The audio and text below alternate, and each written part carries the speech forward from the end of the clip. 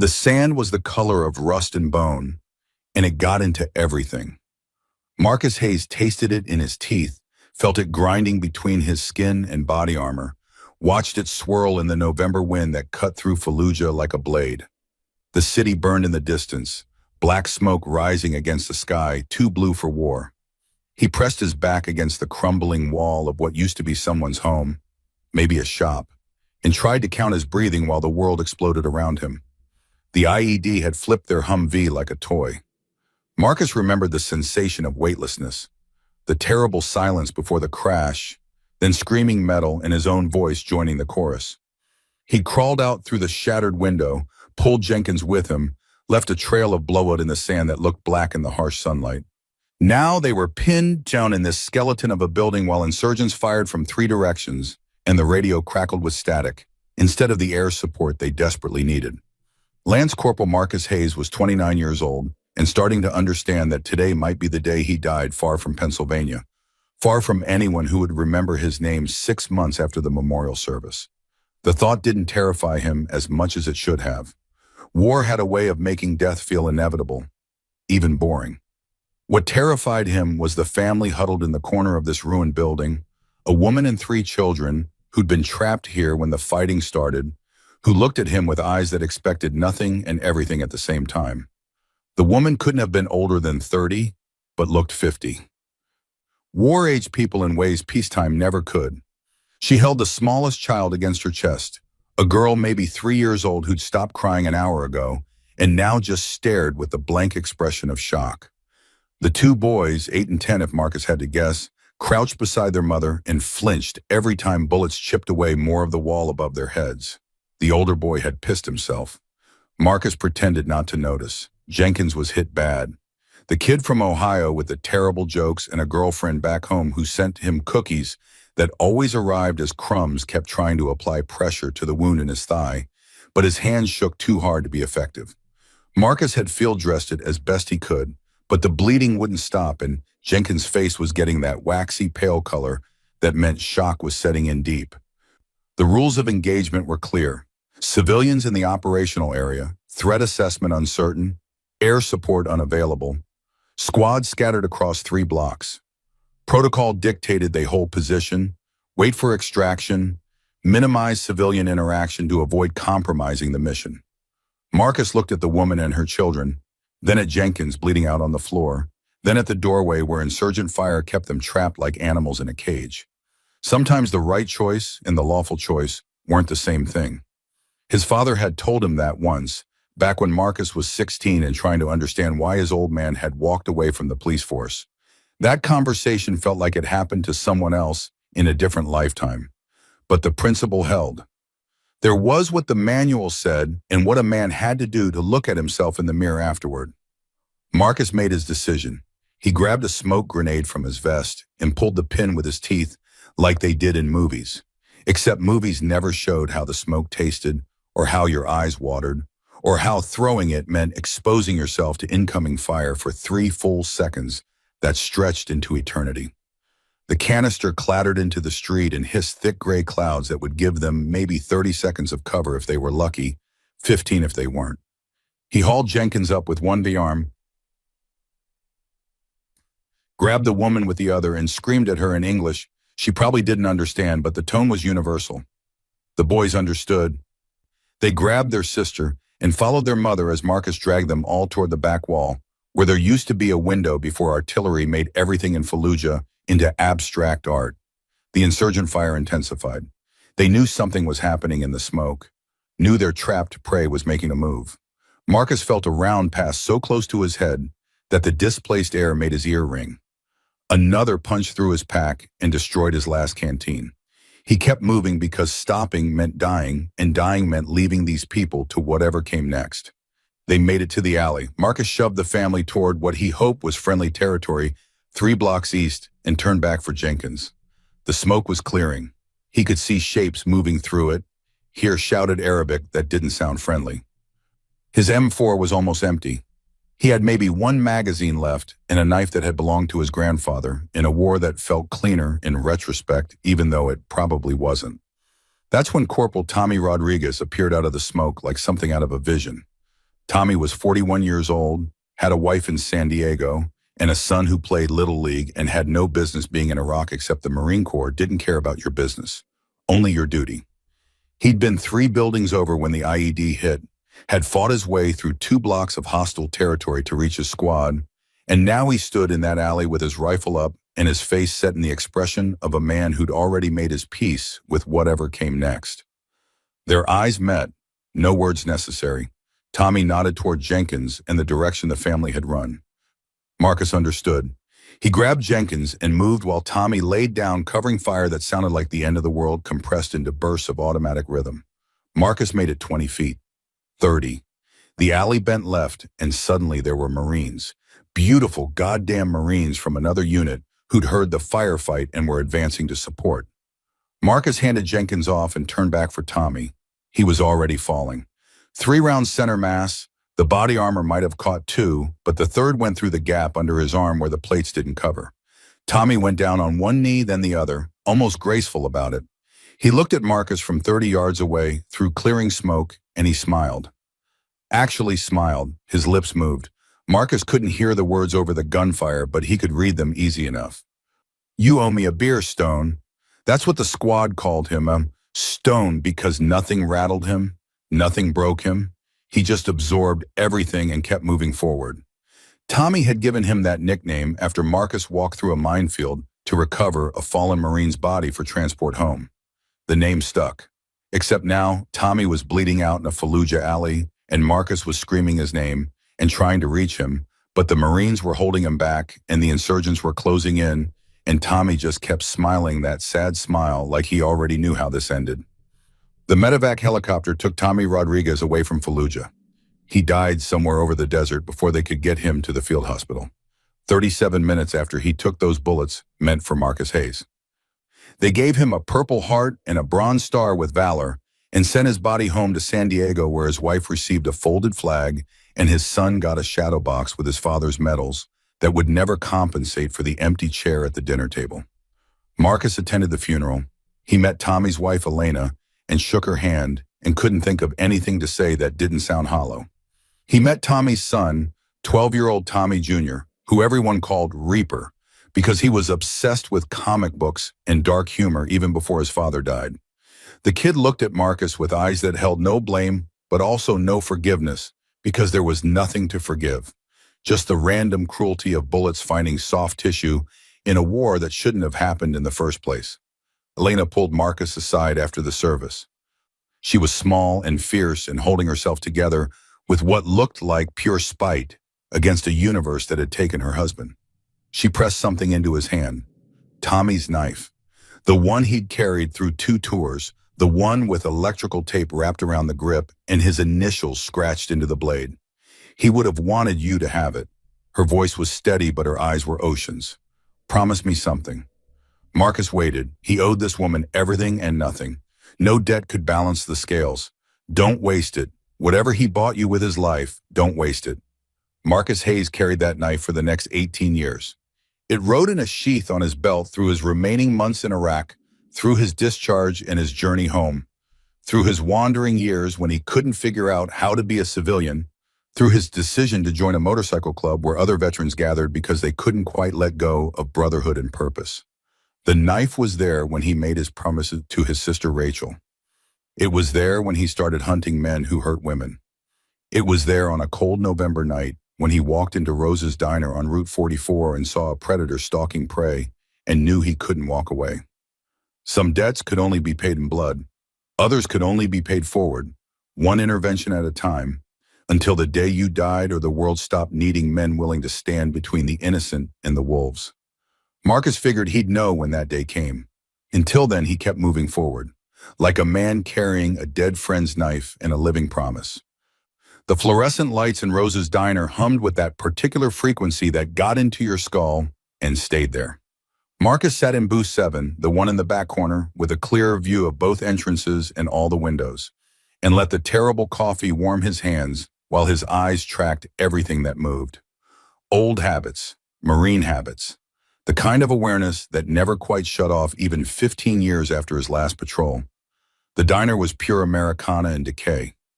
Red vinyl booths patched with duct tape in 3 different colors. A Wurlitzer jukebox in the corner that hadn't played anything but static since 2003, according to the handwritten sign taped to its chrome face. Black and white checkered floor tiles, half of them cracked or missing, replaced with whatever the owner could find at the hardware store. The ceiling fans wobbled in slow circles, circulating air that smelled like fryer grease and burnt coffee and the ghost of a million cigarettes smoked before the state made it illegal. The neon sign outside flickered Rose's Diner in red letters, had been flickering the same way since Marcus first stopped here 3 weeks ago. Would probably keep flickering until the whole thing gave up and died. Route 44 stretched past the parking lot in both directions, a 2-lane blacktop connecting small Pennsylvania towns that time had mostly forgotten. Farmland on one side, woods on the other. The diner sat in a pool of artificial light surrounded by darkness that felt heavier than it should. Marcus had ridden past this place 100 times over the years. Never stopped until 3 weeks ago when he was visiting his sister Rachel and needed somewhere to eat that wasn't her kitchen because she worried too much about him and he couldn't take another conversation about when he was going to settle down, find a good woman, stop riding that motorcycle like he was still 25 and immortal. Rose's Diner was convenient. The food was acceptable. The coffee was terrible but hot. He could sit in booth 7 and watch the road and think about nothing for an hour before riding on to wherever the night took him.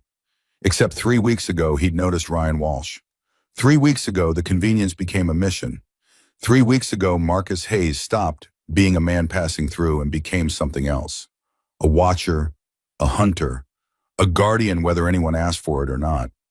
Ryan sat in booth 9 now. Tuesday night at 11:30, exactly where he'd been sitting for the past hour and 45 minutes. Dark blue Camry in the parking lot, Pennsylvania plates JKL 4829, registered to an address on Maple Street 15 miles east. The car was 12 years old, needed new brake pads based on the sound it made pulling into the lot, and had a cracked windshield on the passenger side that someone had tried to seal with clear packing tape. Ryan Walsh was 34 years old, worked in data entry for a medical billing company, lived alone, had no criminal record in Pennsylvania, but that didn't mean much because Pennsylvania wasn't where his history lived. Marcus knew all this because knowledge was survival.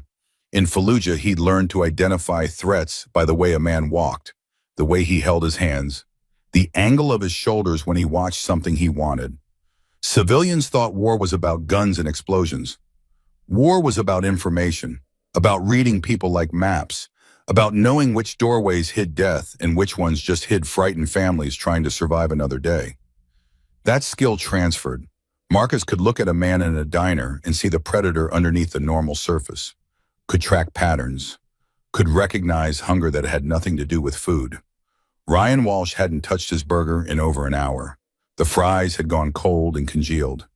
He nursed his 3rd cup of coffee, but barely drank it, just used it as an excuse to stay, to watch, to feed whatever need drove him to sit in a booth for hours, watching a 23-year-old waitress who was just trying to make it through her shift. Sarah Mitchell moved through the diner like she was dancing to music only she could hear.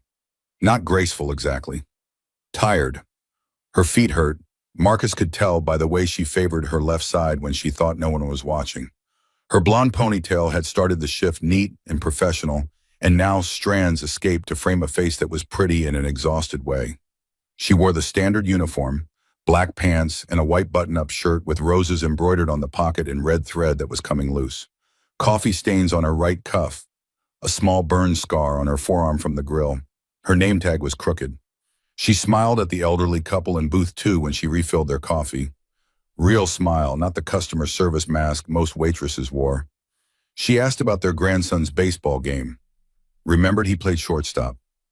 Remembered his name was Danny.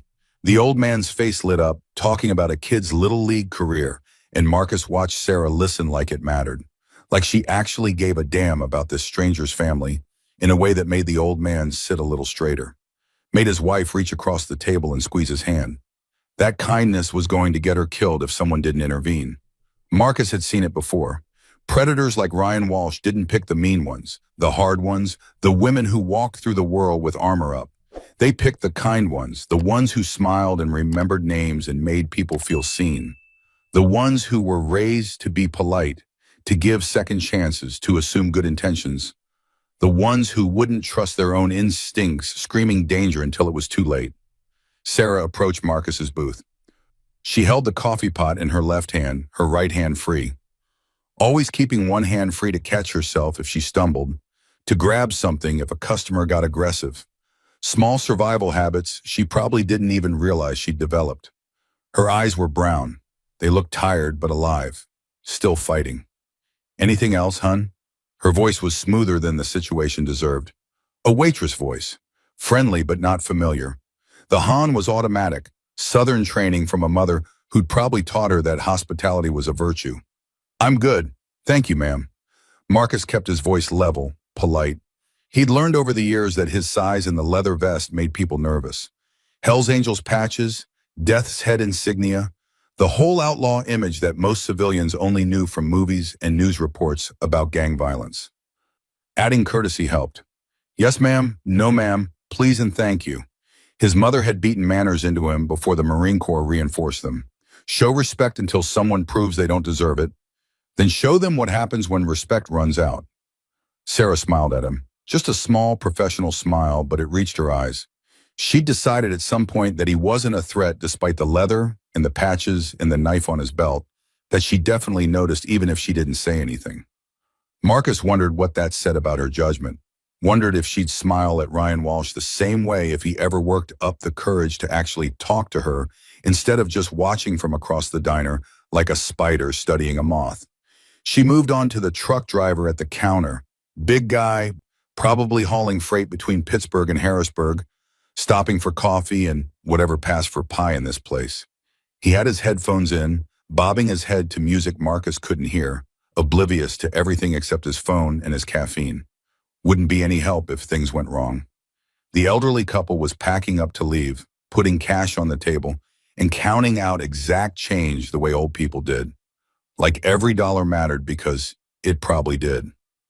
That left Marcus and Ryan Walsh and Sarah Mitchell and Miguel somewhere in the kitchen, judging by the clatter of pans and the smell of food that was more grease than nutrition. 4 people and the weight of something inevitable building in the air like pressure before a thunderstorm. Ryan's leg bounced under the table. Nervous energy or anticipation, hard to tell. He checked his phone, typed something, deleted it, typed again. His eyes never left Sarah for more than a few seconds. When she bent to wipe down booth 4, his whole body tensed. When she laughed at something, the truck driver said his jaw clenched.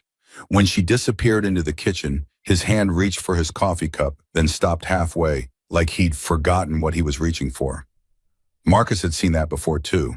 In Iraq, watching insurgents watch convoys, waiting for the right moment to trigger the IED. That same focused intensity. That same barely contained need to act. Ryan Walsh was winding tighter with every passing minute, and Marcus knew from experience that when men wound this tight, they eventually snapped. The only question was timing.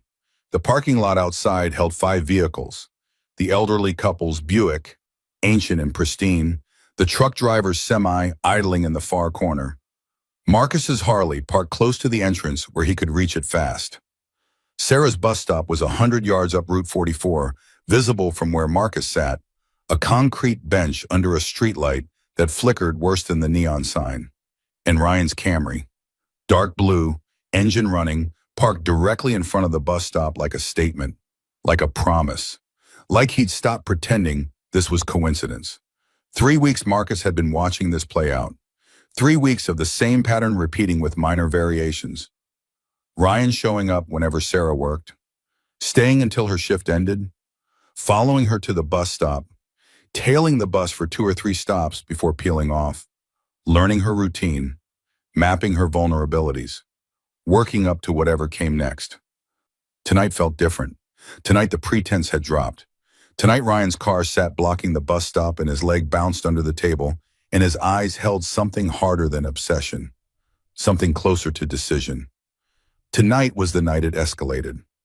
Marcus could feel it in his bones the way he used to feel ambushes before they happened. That sixth sense developed through repetition and survival that told him violence was coming, and the only question was whether he'd be fast enough to stop it. The elderly couple left. The bell above the door chimed when they pushed through into the November cold. Their Buick started with a wheeze and pulled onto Route 44 heading east, taillights disappearing into darkness. The truck driver stood up, threw cash on the counter, nodded at Sarah, and walked out without removing his headphones. His semi rumbled to life, air brakes hissing, and then he was gone too, heading west with a load of whatever toward a destination that didn't matter. Now it was just the three of them, Sarah in the space between the kitchen and the dining room. Ryan in booth 9, finally looking up from his phone, his eyes tracking her every movement. Marcus in booth 7, coffee getting cold, his hand resting near the knife on his belt, not because he planned to use it, but because having it close felt right. Sarah disappeared into the kitchen, probably telling Miguel to start closing down. The clock on the wall above the cash register read 11:45, 15 minutes until midnight, 15 minutes until her shift ended, and she had to walk out that door, past Ryan's car, toward the bus stop that he'd claimed. 15 minutes to decide what kind of man Marcus Hayes was going to be tonight. He pulled out his phone and sent 2 text messages. Short, direct, the kind of communication that didn't need an explanation. Need you, Rose's Diner, Route 44, now. The response came within seconds from a contact labeled Reaper, 15 minutes. Marcus sent the second message to a contact labeled Wrench. Situation, Roses. The response was even faster. On my way, brothers, the kind you called at midnight when someone needed help and they didn't ask questions, didn't need explanations, just moved because the code was simple and brotherhood meant showing up. Marcus put his phone away and went back to watching Ryan Walsh watch the kitchen door and wait for Sarah Mitchell to reappear. 3 weeks earlier, Marcus had been riding Route 44 heading to Rachel's house for what was supposed to be a quick visit. She called him Tuesday afternoon, her voice tight with something she wouldn't name over the phone, just asked if he could come stay a few days. Marcus didn't ask questions. Rachel was his baby sister, 43 years old, but still baby sister in his head, and when she asked for something, he provided. That's what family meant. That's what the code meant. He'd stopped at Rose's Diner because it was convenient, because his gas tank was low and his stomach was empty, and the diner looked like the kind of place that wouldn't care about a man in Hell's Angels colors as long as he paid and didn't cause trouble. He'd taken booth 7 out of habit, ordered coffee and meatloaf out of simplicity, and spent the first 20 minutes not noticing anything except how tired he felt and how the road kept calling even when he had nowhere particular to go. Then he'd notice Ryan Walsh. Or more accurately, he'd notice the way Ryan Walsh was watching the waitstaff. Not casual observation, not friendly interest. The focused intensity of a man studying something he wanted, mapping vulnerabilities, learning patterns. Marcus recognized it because he'd done it himself in different contexts for different reasons. In Fallujah, you watched buildings before you cleared them, watched roads before you drove them, watched people before you trusted them. The watching itself wasn't wrong. The intent behind it made all the difference. Ryan had been alone in booth 9, same booth he'd occupy for the next 3 weeks with occasional variations. He'd ordered coffee and a burger. Hadn't touched the burger. Just sat there for 4 hours watching a brunette waitress in her 40s, who Marcus later learned was named Donna. When Donna's shift ended at midnight, Ryan had paid his check and left. His Camry had followed Donna's Toyota to a residential street 3 miles away and then disappeared. Marcus hadn't thought much about it that first night. Lots of lonely men hung around diners. Lots of them had crushes on waitresses who were nice to them as part of their job. It became interesting when Marcus came back Friday and saw Ryan again. Same booth, same order. Different waitress this time. Younger, redhead, cheerful in a way that seemed genuine. Ryan watched her the same way he'd watched Donna. Stayed until midnight. Followed her car for 6 blocks before turning off. That's when Marcus decided to extend his visit with Rachel.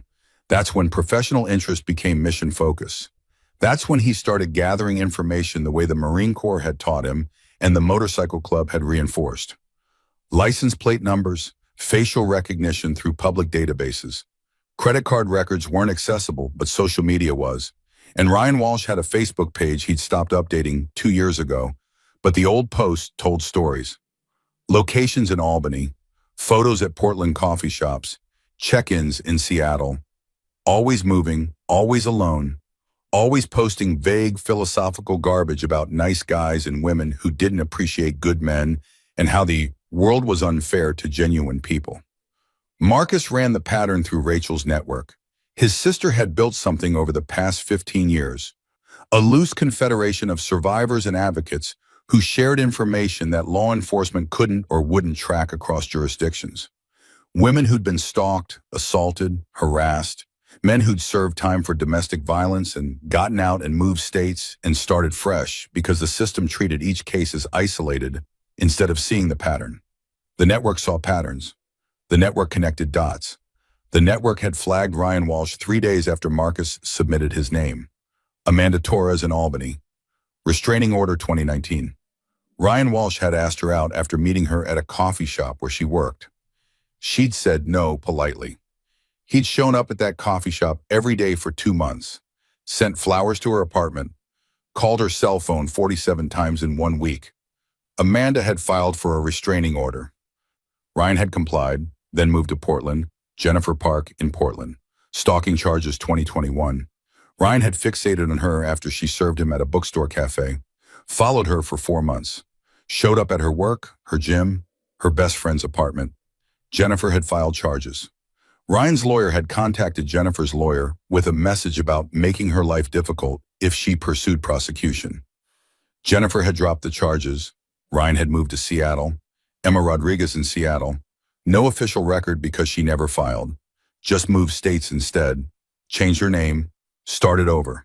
But she'd shared her story on the network. Same pattern, same escalation, same man who couldn't take rejection, couldn't understand that service industry kindness wasn't romantic interest, couldn't stop even when explicitly told to stop. Now Ryan Walsh lived in Pennsylvania and he'd picked his next target, and Marcus Hayes sat in booth 7 watching it happen in real time because that's what he did now. That's who he'd become in the years since Fallujah, since Tommy Rodriguez took 3 bullets that had Marcus's name on them, since Elena pressed that knife into his hand and told him not to waste what her husband had bought. Marcus watched. Marcus gathered information. Marcus intervened before the law could because the law required evidence of a crime and Marcus required only evidence of intent. The 3rd week, Ryan's attention shifted to Sarah Mitchell, and Marcus knew the pattern was complete. Ryan had been testing, watching different women, seeing who was vulnerable, who worked alone, who took the bus instead of driving. Sarah hit every marker. Young, kind, alone. No car in the parking lot, always left on foot toward the bus stop. Worked the same shifts on a predictable schedule. Smiled at customers like she meant it. Made people feel seen in a way that predators mistook for invitation. Marcus had followed them both that first Tuesday. Stayed far enough back that neither noticed him. Watched Sarah walk to the bus stop, her pace faster than normal, her body language screaming awareness and fear. Watched Ryan's Camry pull out of the lot and creep along the shoulder 20 feet behind her. Watched Sarah reach the relative safety of the streetlight and the public space of the bus stop. Watched Ryan park at the gas station across the street and just sit there, engine running, waiting. The bus had come. Sarah had gotten on. Ryan had followed for 2 stops before turning off. Marcus had followed Ryan until he parked at the apartment complex on Maple Street, until the lights in Unit 2B came on, until Marcus was satisfied that the immediate threat had passed for one more night. Then Marcus had gone to Rachel's house and told her what he'd found. Told her about Ryan Walsh and the pattern and the way Sarah Mitchell reminded him of Rachel at 23, before Connor Blake broke into her apartment, before the attack that left scars on her arm and trauma in her head that took a decade to process. Rachel had looked at him with eyes that held fear and resignation and something that might have been pride or might have been grief. You're doing it again. That look, you found another one. Marcus hadn't denied it, couldn't deny it. The code didn't allow for looking away. At Rose's, same pattern as Connor, young waitress, following her. Rachel had set down her coffee mug, the one Marcus had given her for Christmas 3 years ago, the one that said world's best teacher in letters a first grader had painted. Marcus, you can't save everyone. You can't be that truck driver for every woman. The truck driver, Jake Morrison. The name Rachel knew, the name on the police report that turned out to be fake, or at least untraceable. The stranger who'd kicked in Rachel's door 18 years ago, when Connor Blake was standing over her bed with a knife.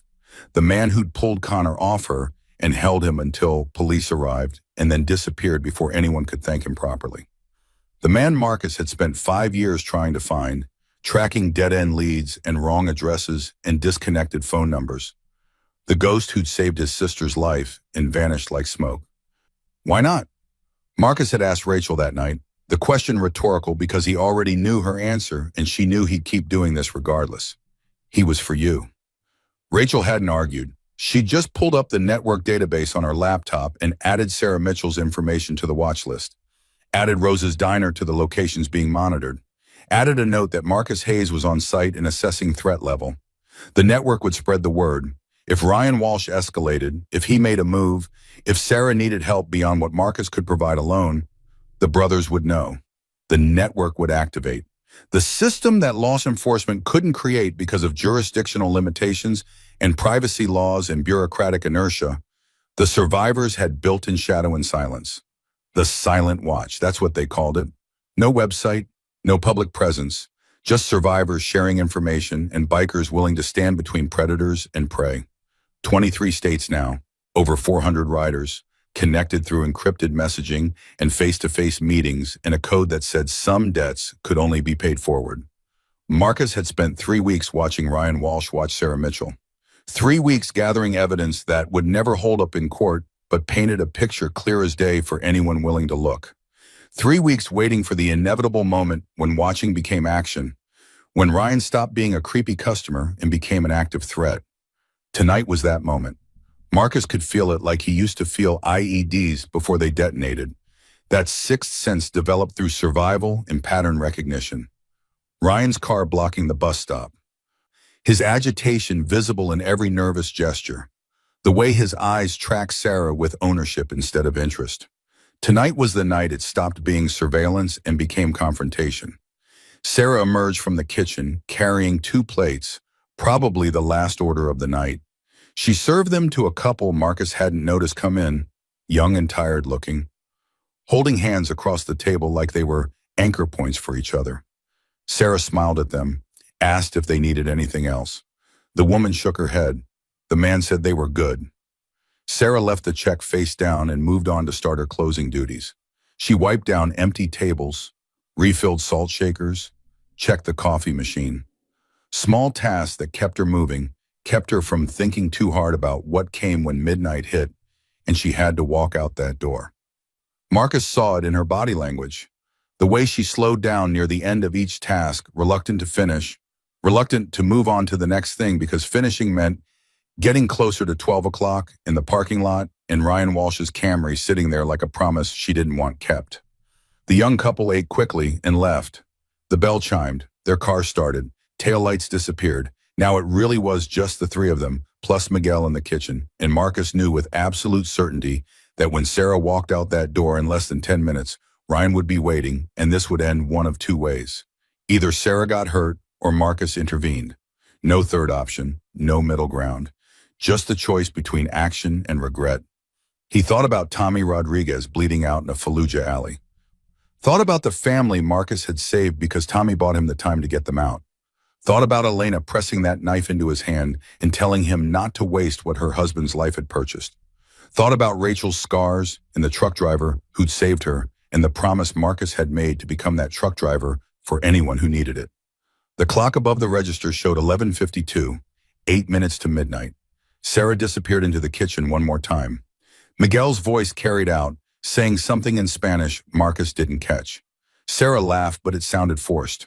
She reappeared with her coat, a thin denim jacket that wouldn't do much against November cold. She counted out the register while trying not to look at the windows, at the parking lot, at Ryan's car still sitting there with its engine running and its message clear. Marcus's phone buzzed, text from Reaper, 5 minutes out. Marcus typed back without looking away from Sarah.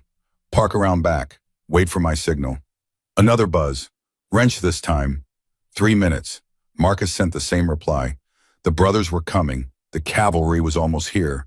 But 3 minutes might be too long if Ryan moved fast. 3 minutes was an eternity in combat time, in the space between safety and violence. Marcus had to assume he'd be alone for those 3 minutes.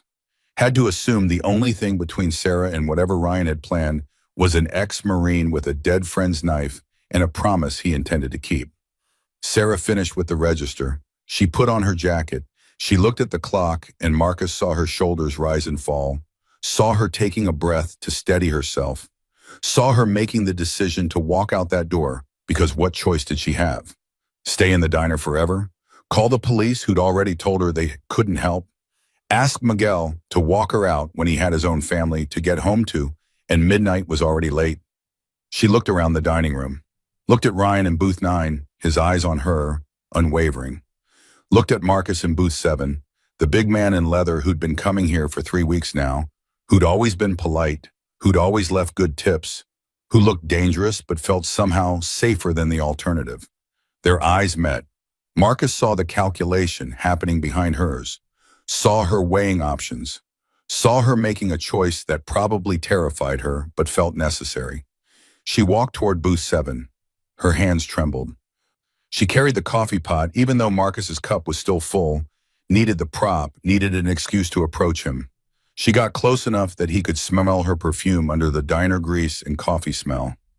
Something floral, something cheap but trying to be nice.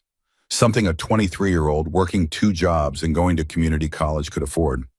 When she leaned down, her voice came out barely above a whisper, broken and desperate and brave in a way that made Marcus think of civilians in Fallujah who'd had to trust Marines they didn't know because the alternative was death. "I'm sorry to bother you, sir. That man over there," she didn't point, but her eyes flicked toward Ryan. "He's been following me. For weeks, he waits for me, follows my bus. I went to the police, but they said there's nothing they can do unless he threatens me or touches me. I don't know what else to do. I'm scared. Please." Marcus looked at her, really looked at her, saw the fear, saw the exhaustion, saw the way her whole life had shrunk down to this moment, this diner, this desperate plea to a stranger who might be dangerous himself but at least seemed human. He saw Rachel at 23, saw every woman the network had tried to help, saw the face of the Iraqi mother whose children he'd saved because Tommy bought him 30 seconds with 3 bullets. He didn't respond with words immediately. Words could wait. First, he needed to understand the full situation. He shifted his gaze past Sarah to Ryan in booth 9, made eye contact, held it. Let Ryan see that someone was watching him now, that Sarah wasn't alone anymore, that the game had changed. Ryan smiled, actually smiled, confident and smug, like he thought this was just some white knight trying to impress a girl, like he thought Marcus would talk tough and then leave when the situation got complicated. Ryan had no idea who he was dealing with, had no idea that Marcus Hayes had learned threat assessment in a war zone, had learned intervention from men who died protecting others, had learned that sometimes the right choice and the lawful choice weren't the same thing, and a man had to pick one and live with the consequences. Marcus turned back to Sarah, kept his voice low and steady, the voice he'd used giving orders to Marines who needed to know someone was in control even when everything was falling apart. "What's your name, ma'am?" Sarah Mitchell, I need you to go to the kitchen. Tell Miguel to lock the back door. Stay there until I come get you. Can you do that?" She nodded, couldn't seem to speak anymore. The fear had her throat locked up tight. She turned and walked toward the kitchen, her steps faster than normal, almost running. The door swung shut behind her. Marcus heard the bolt slide home. Good. She was behind a locked door with another person. She was as safe as he could make her right now. Marcus pulled out his phone and sent the final text. Inside. 2 threats. Hold position outside until I clear or call. Reaper responded immediately. Copy, in position. Wrench sent a thumbs up emoji. The brothers were here, 30 seconds away if Marcus needed them, but he wanted to try this alone first. Wanted to give Ryan Walsh one chance to make the right choice before it became a situation requiring multiple bikers and the kind of attention that brought police and questions and complications. Marcus set down his fork. Slow, deliberate. Every movement calculated to communicate that something was changing, that the dynamic had shifted. That whatever Ryan thought this night would be, he'd been wrong. Marcus slid out of booth 7 and stood to his full height, 6'3" of muscle and purpose and absolute certainty. The leather vest with his patches caught the fluorescent light. Hell's Angel's death's head, various pins and insignia that told stories to anyone who knew how to read them. Marcus had stopped caring years ago what people thought when they saw him. If they were scared, good. Fear kept people polite. If they weren't scared, they were either stupid or dangerous, and both types needed handling. Ryan's smile faltered, just for a second, just long enough that Marcus saw the crack in his confidence, saw the moment when Ryan realized that maybe this wasn't going to play out the way he'd imagined. But he held on to the smile, forced it wider, tried to look amused instead of nervous. Marcus walked across the diner. His boots made no sound on the checkered tile. Old training, you learn to move quiet in combat zones because loud got you killed. The distance between booth 7 and booth 9 was maybe 30 feet. It felt longer. It always felt longer when you were walking toward confrontation, when every step committed you further to a course of action that couldn't be undone. He reached booth 9. Ryan looked up at him, his smile still in place, but his eyes showing something harder now. Calculation. Trying to figure out if this stranger in leather was really going to cause problems over some waitress he didn't even know. Marcus didn't ask permission, didn't wait for invitation. He simply sat down across from Ryan Walsh, settling into the vinyl seat with the kind of calm that comes before violence. The air in the diner changed. The fluorescent hum seemed louder. The ticking clock above the register marked seconds that felt heavy with potential. Neither man spoke for a long moment. Marcus just looked at him, studied him the way you'd study an insect under glass. Ryan held his gaze for maybe 10 seconds before his eyes started to drift, before the confidence started to crack, before he realized that whatever game he thought he was playing, this man across from him was playing something different entirely. Finally, Marcus spoke. His voice was low and even, barely above conversational tone, but it carried the weight of absolute certainty. You've been coming here 3 weeks. Every night she works. Ryan's smile widened, but it didn't reach his eyes anymore. He shrugged. Casual, like they were discussing the weather. I like the coffee. It's a free country. I can eat where I want. Marcus didn't blink, didn't move. You follow her to the bus stop. You wait in your car. You drive behind the bus. That's not about coffee. The smile cracked. Ryan leaned back, trying to create distance, trying to reclaim some sense of control. I don't know what you're talking about, and I don't know who you think you are, but you can't just sit down and accuse me of, I'm not accusing you. Marcus interrupted, his voice still quiet but carrying an edge now, like steel wrapped in silk. I'm telling you what you've done, what you're doing, and what you're planning to do tonight. He gestured toward the window, toward the parking lot, toward Ryan's dark blue Camry parked directly at the bus stop. Impossible to miss, abandoning all pretense. You moved your car, front and center. You want her to see it, want her to know she can't get away. That's escalation, Ryan. Ryan's face went pale. Not because of what Marcus said, but because of how he said it. The name. Marcus had used his name, and the color drained from Ryan Walsh's face as he realized that this stranger somehow knew things he shouldn't know, things that weren't public, things that meant this night was going to end very differently than he'd planned. Ryan's hand moved to his phone, fingers closing around it like a drowning man grabbing driftwood. I never told you Marcus leaned forward just slightly and the booth seemed to shrink. Ryan Walsh, 34 years old, dark blue Camry, license plate JKL 4829. You've been here every Tuesday, Friday, Saturday for 3 weeks, always watching her. Last Tuesday you followed her to the bus stop, followed the bus for 2 stops before turning off Highland Street. The words came out methodical, a briefing delivered with the cold precision of someone who'd spent years gathering intelligence before striking. Ryan cycled through expressions: confusion, disbelief, rage, fear. He landed on indignation, the defense mechanism of guilty men everywhere. I don't know what you're talking about. His voice climbed higher, defensive. This is harassment. I'm a paying customer and you're Albany, New York, 2019. Marcus cut through the protest like wire through butter.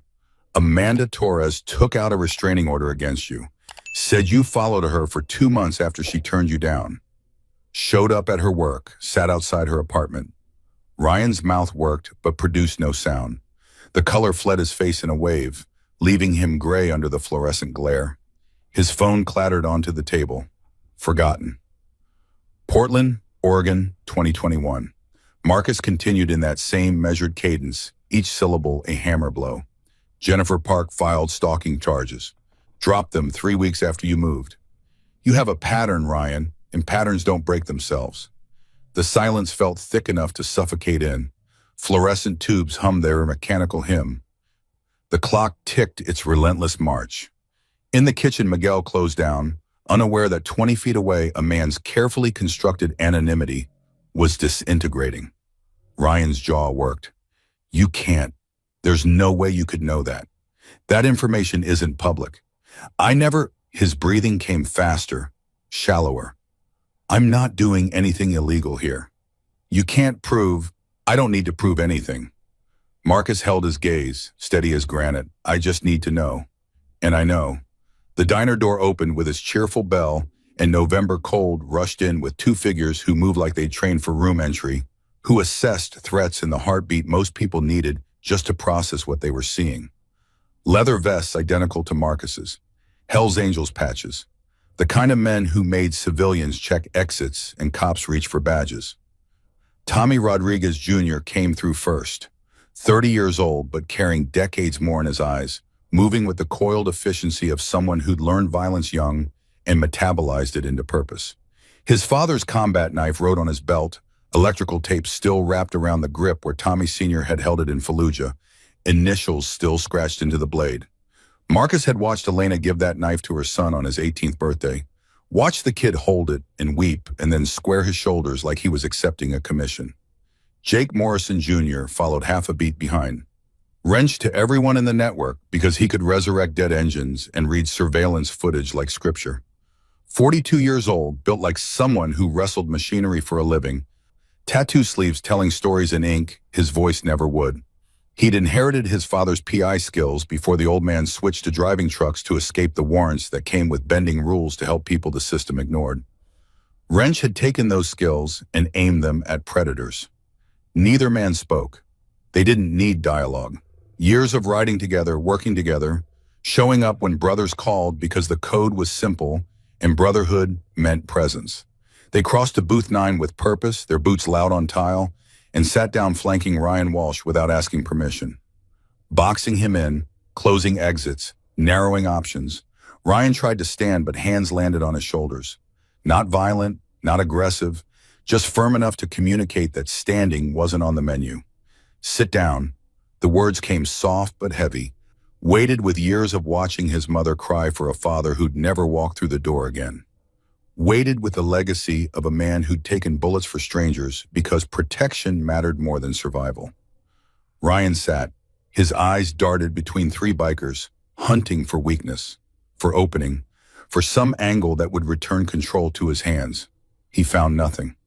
Marcus watched the math happen behind Ryan's eyes, watched him calculate he was trapped with men who knew things they shouldn't and carried themselves like they'd done this before. My brothers and I have some questions. Marcus kept his tone conversational, almost warm. You're going to answer honestly. Ryan's final grasp at control emerged as bluster mixed with television, legal jargon. This is illegal. Kidnapping, false imprisonment. I'll sue. You can't just... Wrench gestured toward the door with an open palm, reasonable as a monk. No one's stopping you from leaving. Door's right there. But three men sat solid as bedrock, and the implication was transparent as window glass. Leave if you can, try it, see what happens. Ryan stayed seated, and something behind his facade fractured, the first crack in whatever structure he'd built to justify following women home and parking outside their sanctuaries. Marcus pulled a folder from inside his vest. Physical documents, analog, the kind that couldn't be deleted with a keystroke or lost to a server crash. He opened it with deliberate slowness, placing it on the table between them. Inside were photographs printed on standard paper, police reports obtained through channels that weren't quite legal but weren't quite criminal either. Handwritten notes compiled over 3 weeks of surveillance. The first photograph showed Amanda Torres. Dark hair, glasses, professional headshot probably scraped from LinkedIn. Marcus slid it across where Ryan couldn't avoid seeing. Amanda Torres, 28 years old, paralegal in Albany. You met her at a coffee shop where she worked while putting herself through law school. Asked her out. She declined politely because she was seeing someone. You appeared at that coffee shop daily for 2 months, sent flowers to her apartment, called herself 47 times in 1 week. Ryan's hands trembled.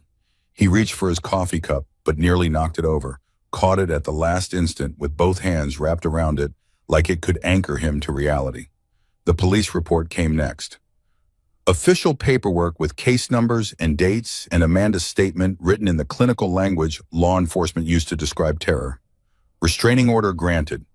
Ryan Walsh ordered to maintain 500 feet distance from Amanda Torres and her workplace. The order was still active when Ryan relocated to Portland 6 months later. Second photograph, Jennifer Park. Lighter hair, younger, smiling in what looked like a candid social media shot. Marcus placed it beside Amanda's photo. Building a gallery of casualties. Portland, Oregon 221. Jennifer Park, 25, worked as a barista. You followed her 4 months. Appeared at her work, her gym, her friend's apartment. She filed stalking charges. Arrest report right here. The paperwork followed. Charges filed. Court dates scheduled. Then a dismissal notice dated 3 weeks after initial filing. Case closed at complainant's request. The official record didn't capture why Jennifer Park dropped charges against the man who terrorized her. The official record never captured the phone calls from Ryan's lawyer, the subtle threats about making life difficult, the calculation that fighting through courts would cost more insanity and money than relocating and praying he'd lose interest. Ryan's voice emerged as a whisper. She never filed anything. There's no record. Marcus interrupted with the third file. Seattle, Washington, 2D22. Emma Rodriguez. This one contained no official documents because Emma had been too frightened to involve police. Just a printed email from the Silent Watch network. Emma's story told in her own words. How Ryan had fixated after she'd served him at a bookstore cafe. How he'd learned her schedule and materialized whenever she worked. How he'd followed her home one night and she'd spotted him sitting in his car outside her building. How she'd moved states and changed her name rather than file because she knew how these situations played out. Knew restraining orders were paper. Knew the system protected predators more effectively than victims. 3 women in 3 states over 4 years. Marcus closed the folder but left it on the table like evidence at trial. 3 women who had to rebuild their lives because you couldn't handle rejection. And now you're here, Pennsylvania, 6 weeks in your new apartment, 3 weeks watching Sarah Mitchell, building up to whatever comes next. How did you, Ryan's words tumbled out desperate and confused. How could you possibly? Wrench spoke for the first time, his voice rougher than Marcus's, carrying the rasp of someone who'd inhaled too many exhaust fumes and cigarettes. My old man was a PI before he drove trucks, taught me the trade. When Stone asked me to look into you, took me 3 days to find the pattern. My sister runs a network.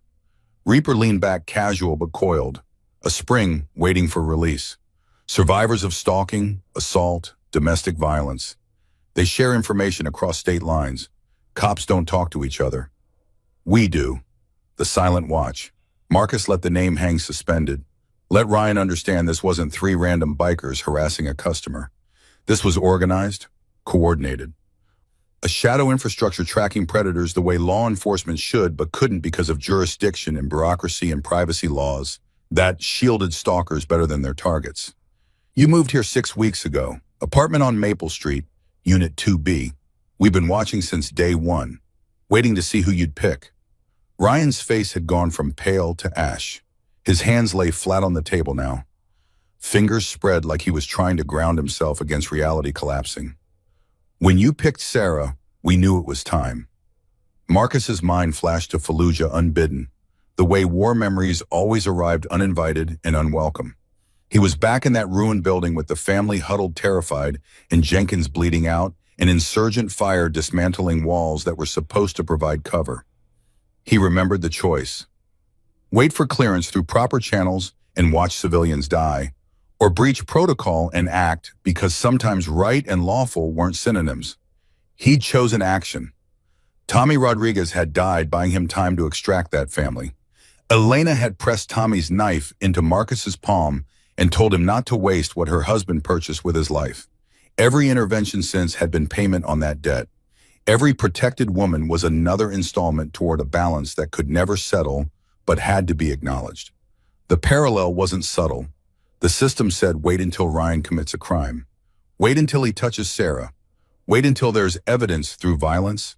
But by then, Sarah would be shattered the way Amanda was shattered. Jennifer was shattered. Emma was shattered. The system required proof through harm, and Marcus had learned in Fallujah that sometimes you couldn't wait for permission to do what was right. Ryan's voice cracked when he finally spoke. Why do you even care? You don't know her. She's just some waitress who... She's a person. Marcus cut him off, his voice harder now, controlled calm giving way to something colder. A person who deserves to feel safe walking to her bus. A person who went to police and got told there's nothing they can do until you hurt her. Until. Not if, until. In war, you learn fast that there's lawful and there's right. Sometimes they're the same. Sometimes you choose. Marcus leaned forward and Ryan pressed back like he could melt through vinyl if he tried hard enough. You want to know why I care? Because I swore an oath. Protect those who can't protect themselves. That oath doesn't expire, doesn't end when you remove the uniform. The clock above the register showed 12:07. Sarah's shift had ended 7 minutes ago. She remained locked in the kitchen with Miguel, waiting for Marcus to retrieve her, trusting he'd resolve this because she had no alternatives. The weight of that trust settled on Marcus's shoulders the way it always did when someone placed their safety in his hands. You have two options, Ryan. Only two. Marcus kept his voice level, but his eyes held something that made Ryan contract further. Option one is simple. You leave right now, get in your car, drive out of this county. You never return to Rose's, never contact Sarah, never even think about her. You relocate out of Pennsylvania within 30 days. And if I refuse? Ryan's voice was barely audible. All bluster evaporated, replaced with the hollow tone of someone who already knows they've lost but can't quite accept it. Then we're watching, forever. You escalate with any woman anywhere, we discover it. And next time there won't be conversation. Reaper pulled his father's knife from its sheath with slow deliberation. Didn't point it, didn't threaten with it, just set it on the table between coffee cups and ketchup like a statement of fact.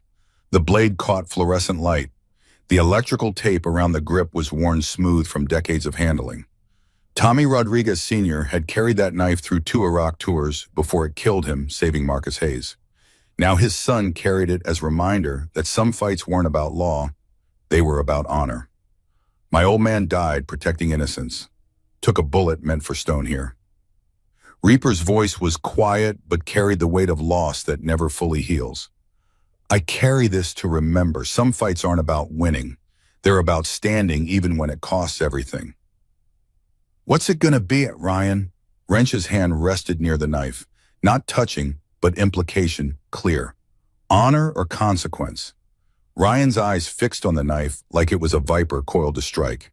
His breathing had gone shallow and rapid. Sweat beaded on his forehead despite November cold seeping through thin walls. He looked like a man standing at a cliff edge, trying to decide if jumping was preferable to being pushed. Option 2. Marcus let the words settle before continuing. You stay, you face what you've done. He pulled out his phone and dialed a number he'd memorized 3 days ago, put it on speaker. The line rang twice before a woman answered, professional but wary. Hello, Amanda, he's here. The silence on the other end stretched 3 heartbeats. Then Amanda Torres's voice came through the speaker. Harder now, wariness replaced with something that sounded like rage mixed with vindication. Ryan, it's been 5 years. 5 years since you made my life hell. Ryan's hand shot toward the phone like he could somehow stop this conversation, but he froze with fingers hovering over the speaker. Not quite brave enough to end the call. Not quite broken enough to listen. I want you to know something. Amanda's voice carried 5 years of processing, trauma, and fear and anger. I live with fear daily. Can't trust men. Can't feel safe in my own apartment. Can't walk to my car without checking shadows. You stole that from me. I never... Ryan started, but Amanda talked over him, voice rising. You appeared at my work every single day for 2 months. You sent me flowers with notes about how we were meant for each other. You called me 47 times in 1 week. 47 times. I changed my number, told my boss to call security if you came in, took a different route home because I knew you were following. You want to tell me again that you never did anything? The silence that followed felt heavy enough to crack the table. Ryan's mouth worked but produced no sound. All his rationalizations, all his justifications about being a nice guy who just wanted a chance, all the stories he'd constructed about how these women didn't understand his feelings, none of it could withstand Amanda's voice recounting specific facts and specific harm. Marcus watched Ryan's face crumble. This was the moment. The breaking point where denial couldn't hold back reality. Some men doubled down, got angry, lashed out. Others broke completely. Ryan was breaking. Marcus had witnessed it before in other men. That instant when all defenses collapsed and they had to confront who they had actually become instead of who they'd convinced themselves they were.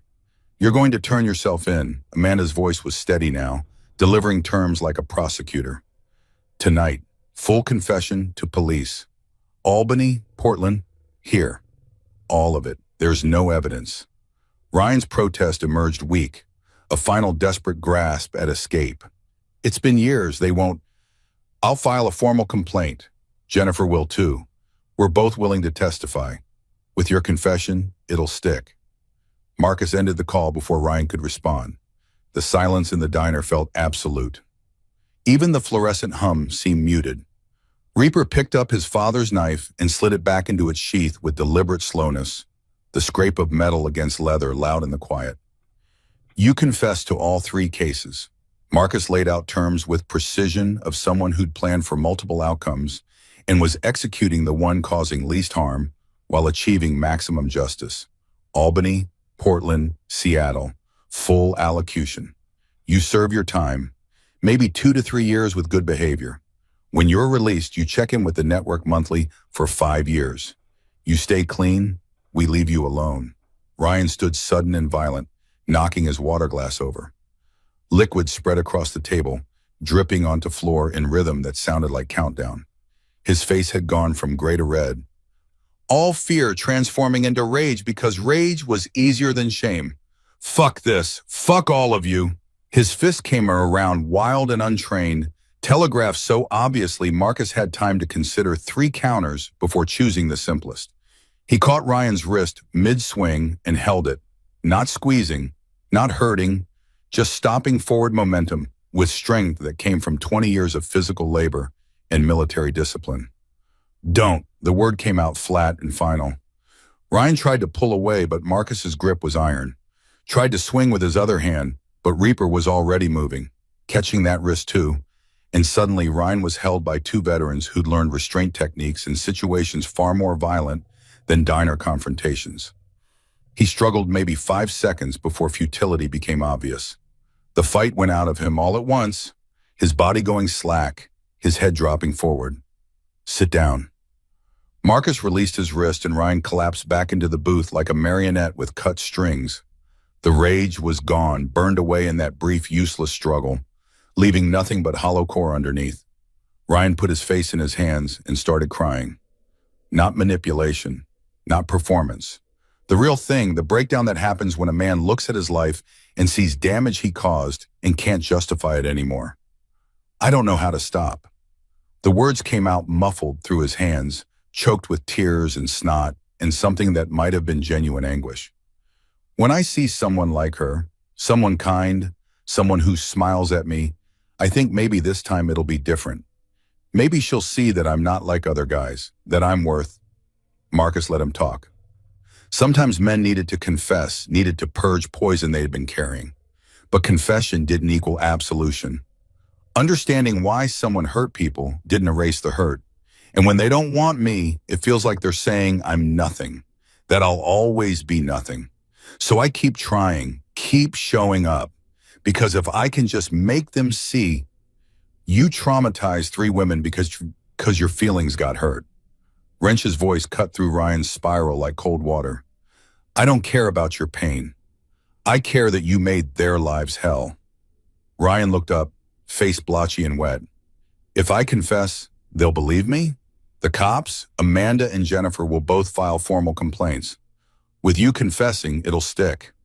Marcus had confirmed this with Rachel's network before ever sitting at this booth. The pieces were positioned. The system would function this time if Ryan chose the right path. How long? 2 to 3 years. Maybe less with a plea deal. Ryan sat calculating, weighing prison time against whatever happened if he refused. The calculation was interrupted by red and blue lights suddenly washing through the windows. The distinctive whoop of a police siren. Car doors slamming. Marcus's jaw tightened. Someone had called the cops. Probably Dennis, the manager, checking security camera feed from home and seeing 3 bikers surrounding a customer and deciding that looked enough like trouble to warrant intervention. Hands where we can see them. The voice came through the door before it opened. Officer James Clark stepped through first, weapon drawn but pointed down, 2 patrol officers behind him with hands on sidearms.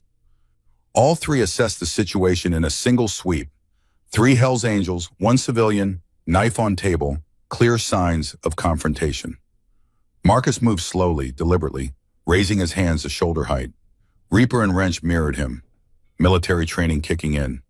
When law enforcement showed with weapons, you moved slow and kept your hands visible, and didn't give them reason to escalate. Ryan started to speak, voice rising with panic and opportunity. They threatened me. They assaulted me. I was just sitting here and they... The kitchen door banged open and Sarah emerged, face pale but determined. Officer Clark, wait, please. She moved between police and the booth, hands raised like she was calming spooked horses. He's lying. He's been stalking me for weeks. I filed a report with you, remember? You took my statement. Clark's eyes narrowed, but he didn't holster his weapon. He looked at Sarah, then at Marcus, then at Ryan, who'd stopped mid-sentence with mouth hanging open. Miss Mitchell. His voice was cautious, a cop trying to piece together a situation that didn't match the call he'd received. What's going on here? These men were helping me. Sarah's voice shook, but she kept talking, kept putting herself between police and people who'd intervened on her behalf. That man, Ryan Walsh, he's been coming here every night I work, following me, waiting outside. You said there was nothing you could do unless he threatened me or touched me. She gestured at Marcus. They were making sure I got home safe. Clark holstered his weapon, but his hand stayed near it. He looked at Marcus with an expression that held recognition and something that might have been resignation. Stone. I should have known. Officer, Marcus kept his voice neutral, respectful, not challenging authority, just acknowledging the situation. You know I can't have vigilante justice in my jurisdiction. Clark's tone was the exhausted frustration of someone caught between law and right, knowing they weren't the same thing. You got 2 choices. Walk away now or I arrest you for intimidation and whatever else I can make stick. The calculation happened fast. Marcus weighed prison against letting Ryan walk against the message it would send to the network if he backed down. Weighed his promise to Tommy's widow against his promise to Rachel, against his own survival. The math came up clear. He'd intervened. Sarah was safe. Ryan's pattern was broken. The rest was police work, and Marcus had done what he came to do. He stood, Reaper and Wrench following his lead. Before leaving, he looked at Clark and spoke clearly enough that everyone in the diner could hear. Clearly enough that it would be on record when Clark wrote his report.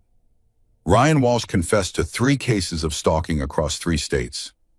Amanda Torres in Albany, 2019. Jennifer Park in Portland, 2021. Emma Rodriguez in Seattle, 2022.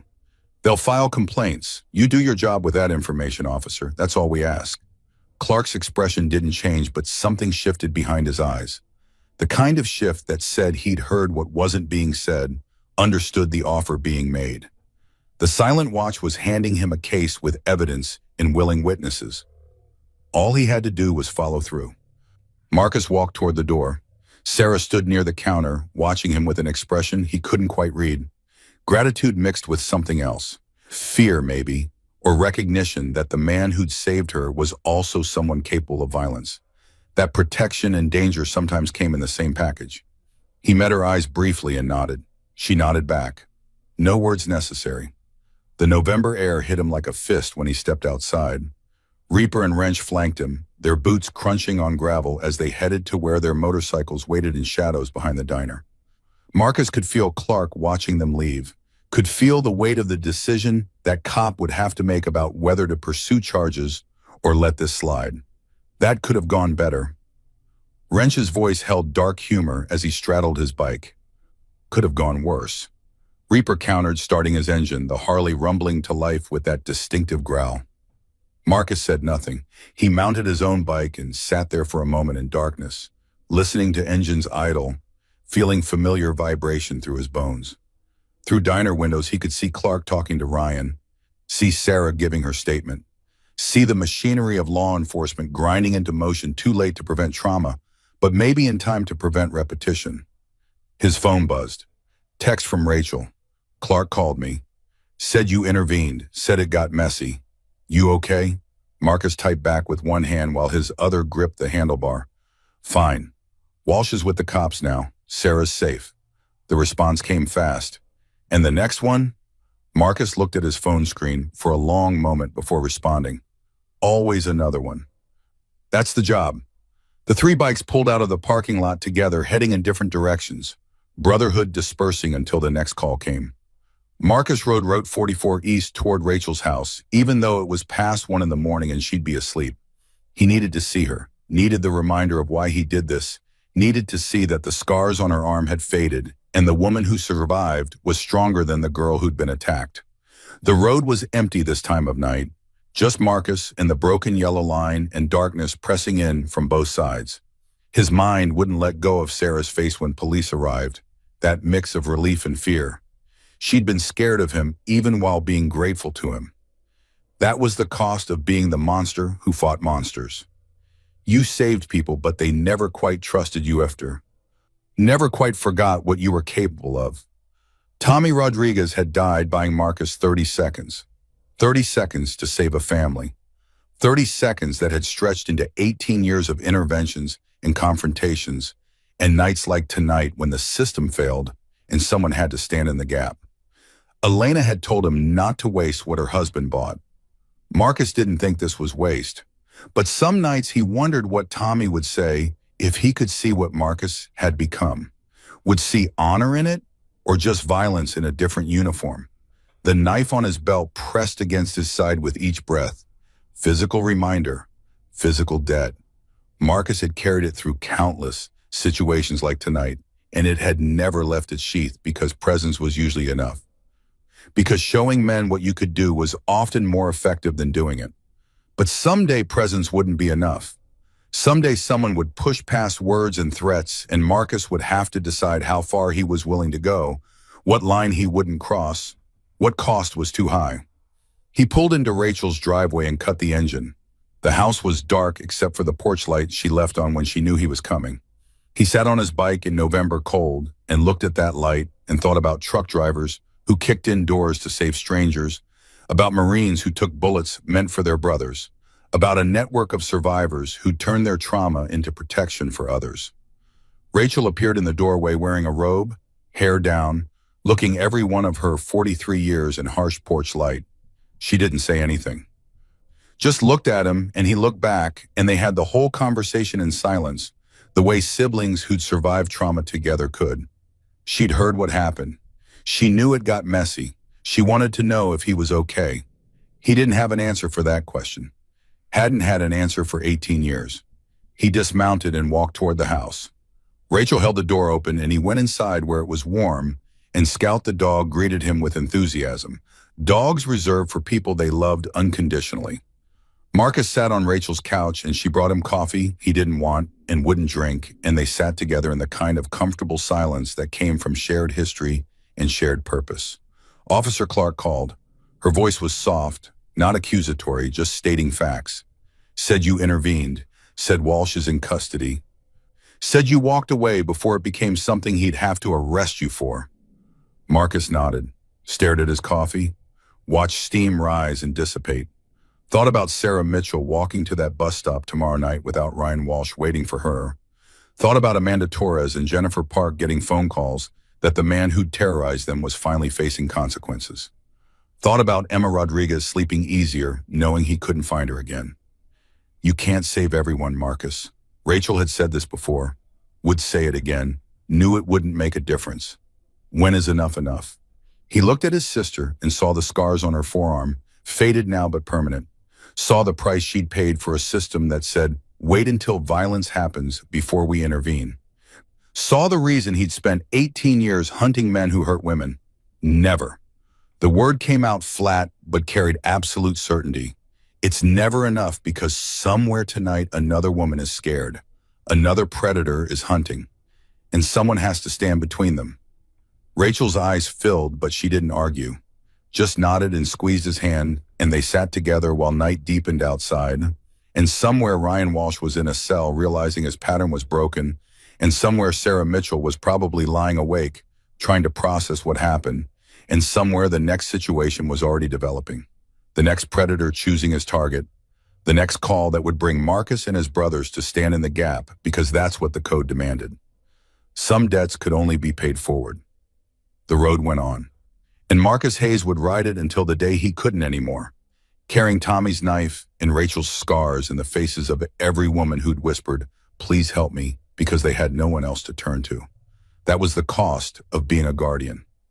You saved people but stayed dangerous, protected them but frightened them, did what was necessary but paid for it in sleepless nights, in questions about where justice ended and vengeance began. Marcus had stopped trying to answer those questions years ago. He just kept moving forward, like a man with a promise to keep and a debt that would never be fully paid. 48 hours after Rose's diner, Marcus sat in his garage surrounded by motorcycle parts and tools that smelled like grease and metal and decades of mechanical work. The phone rang at 7 in the morning, too early for casual conversation, exactly the time cops called when they had official business to conduct. He picked up on the second ring. Stone.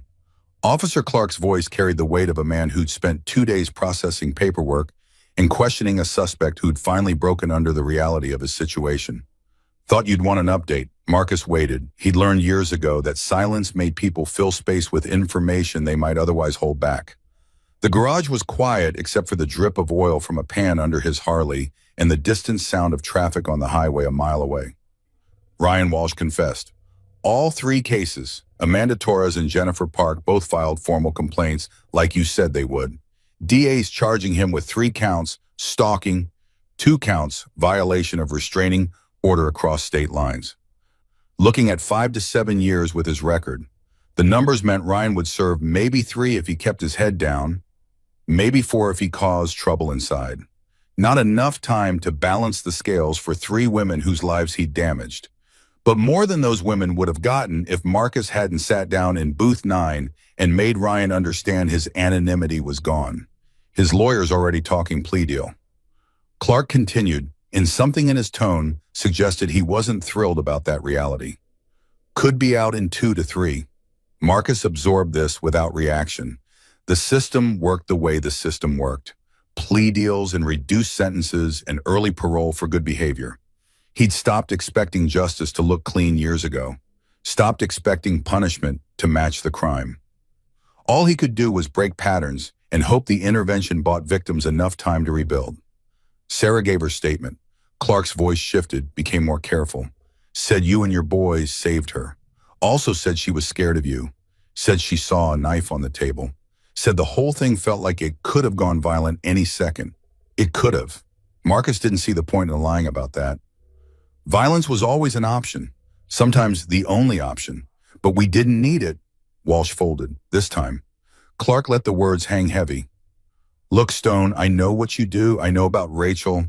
I know about the network. Hell, half the time I'm glad you're out there because you catch things we can't touch until it's too late. But I'm telling you this as a warning, and as his voice dropped lower, became almost personal, as someone who respects what you're trying to do. You keep pushing this line, eventually you're going to cross it. And when you do, I won't be able to look the other way. Understood. I mean it, Marcus. Next time there might not be a next time. You could end up in the cell next to whatever predator you're hunting. The call ended. Marcus set the phone down and looked at his hands. Grease under the nails from working on the bike's engine, calluses from years of gripping handlebars and tools and weapons. These hands had pulled Jenkins from a burning Humvee, had held Tommy Rodriguez while he bled out, had filed police reports and gathered evidence, and sat across from men like Ryan Walsh offering them choices between hard and harder. Clark was right. The line kept getting closer. Each intervention pushed Marcus further into territory where the law couldn't protect him, and the code was the only thing keeping him from becoming what he hunted. Someday the math would change. Someday someone would fight harder, force his hand, make him choose between walking away and doing something he couldn't take back. He went back to working on the Harley. Routine maintenance, change the oil, check the brake pads, adjust the chain tension. Work that required attention but not thought, that let his mind wander while his hands stayed busy. By noon he'd finished and the bike purged smooth when he started it, ready for whatever road called next. Friday evening, Marcus rode to Rachel's house with grocery bags strapped to his bike because she'd mentioned wanting to cook something their mother used to make, and he'd picked up the ingredients without being asked. That's what family meant. Showing up, paying attention, doing the small things that said, "I'm here and I'm not leaving." Rachel opened the door before he knocked, Scout barking enthusiasm behind her legs. She looked tired. Teaching wore on her these days.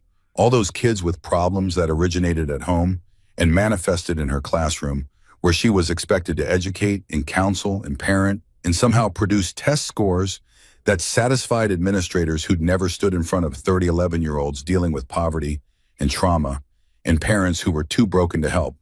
You didn't have to.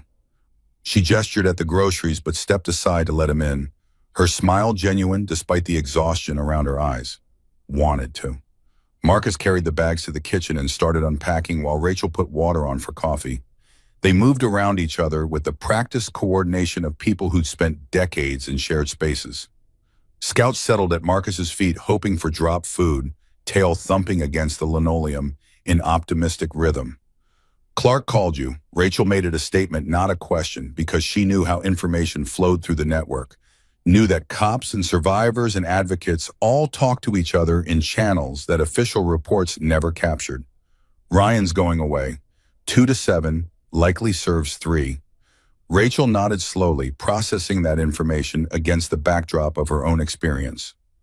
Connor Blake had served 5 years for attacking her, been released after 3 for good behavior, immediately violated parole by contacting her through Facebook. He'd gone back for another 2 years, and Rachel had moved twice during that time, changed her number, learned to sleep with pepper spray under her pillow, and Scout trained to bark at strangers approaching the house. "How many now?" Her voice was soft, not judgmental, just tired. "How many interventions since you started this?" 14. Marcus counted Ryan, counted the ones that ended clean, and the ones that got messy, and the ones where he'd walked away right before things turned violent. 14 men who'd followed women, hurt women, threatened women. 14 times Marcus had stood between predator and prey because someone had to. And how many times have you almost been arrested? Marcus thought about that. 4 times cops had shown up. 3 times he'd talked his way out. This time Clark had given him the choice to walk away. The math wasn't favorable for continued operation. Eventually the law would stop looking the other way, and Marcus would have to decide if the mission was worth prison time. Rachel sat down at her kitchen table and gestured for Marcus to join her. When he did, she reached across and took his hand, her fingers tracing the scars on his knuckles, the burn mark from a motorcycle exhaust pipe, the calluses from 20 years of physical work. "I don't want you in prison because of me."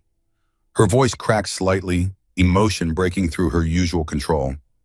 "This started because of what happened to me.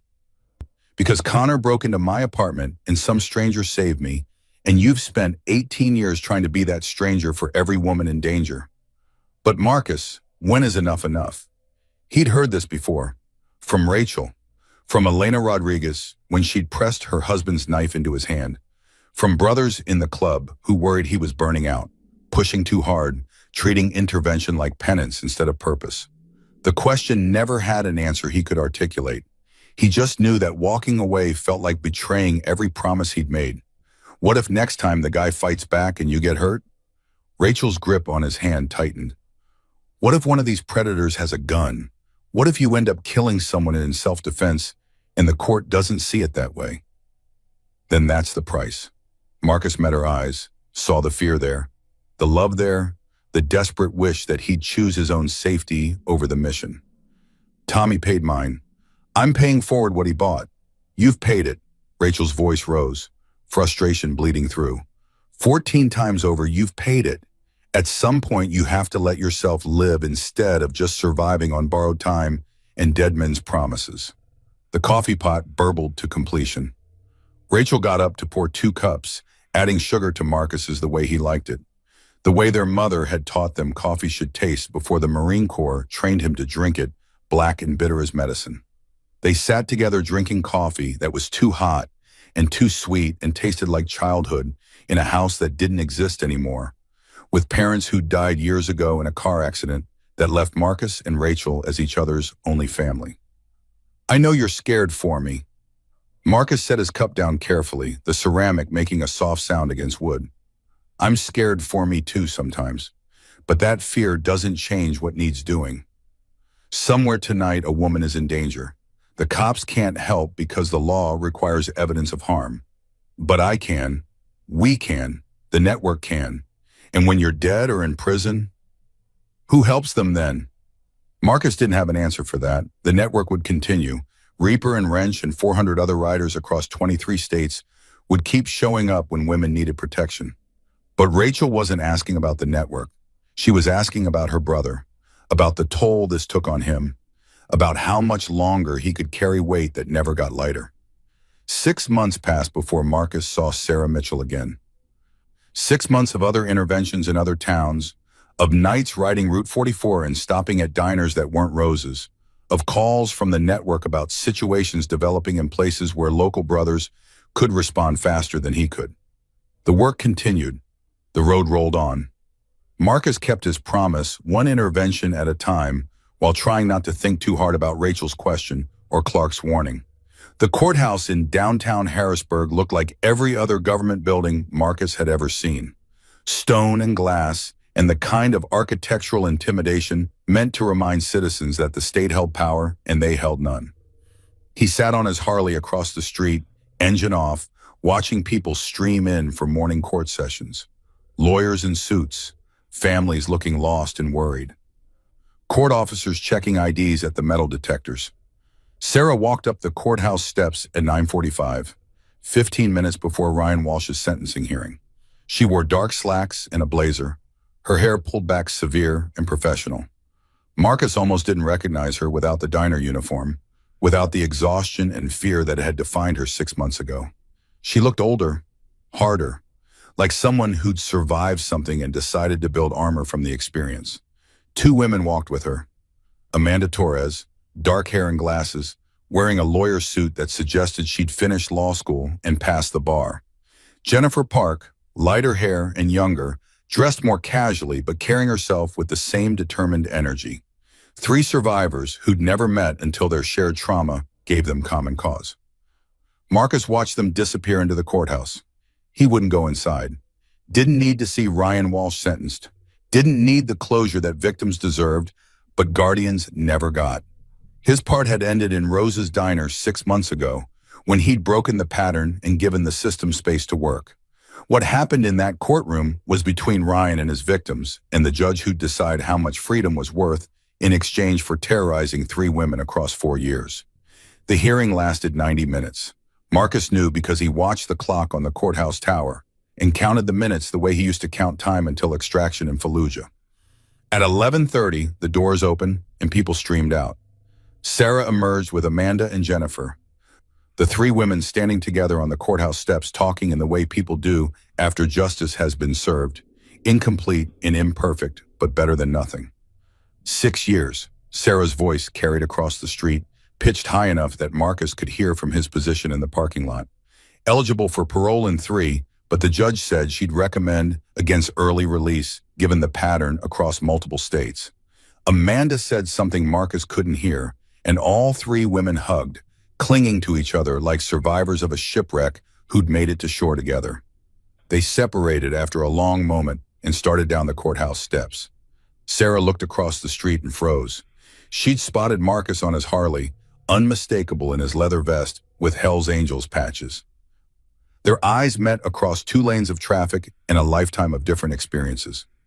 Marcus saw her face cycle through expressions: recognition, gratitude, fear, uncertainty about whether to approach or pretend she hadn't seen him. He made the decision for her, started his engine. The Harley rumbled to life and he pulled out of the parking lot heading west on Market Street, leaving Sarah and her fellow survivors to process their victory without the complication of the man who'd enabled it through methods the law couldn't endorse. In his mirror, he saw Sarah raise her hand, a half-wave that might have been greeting or goodbye, or acknowledgement that some debts couldn't be repaid with words. Marcus didn't wave back.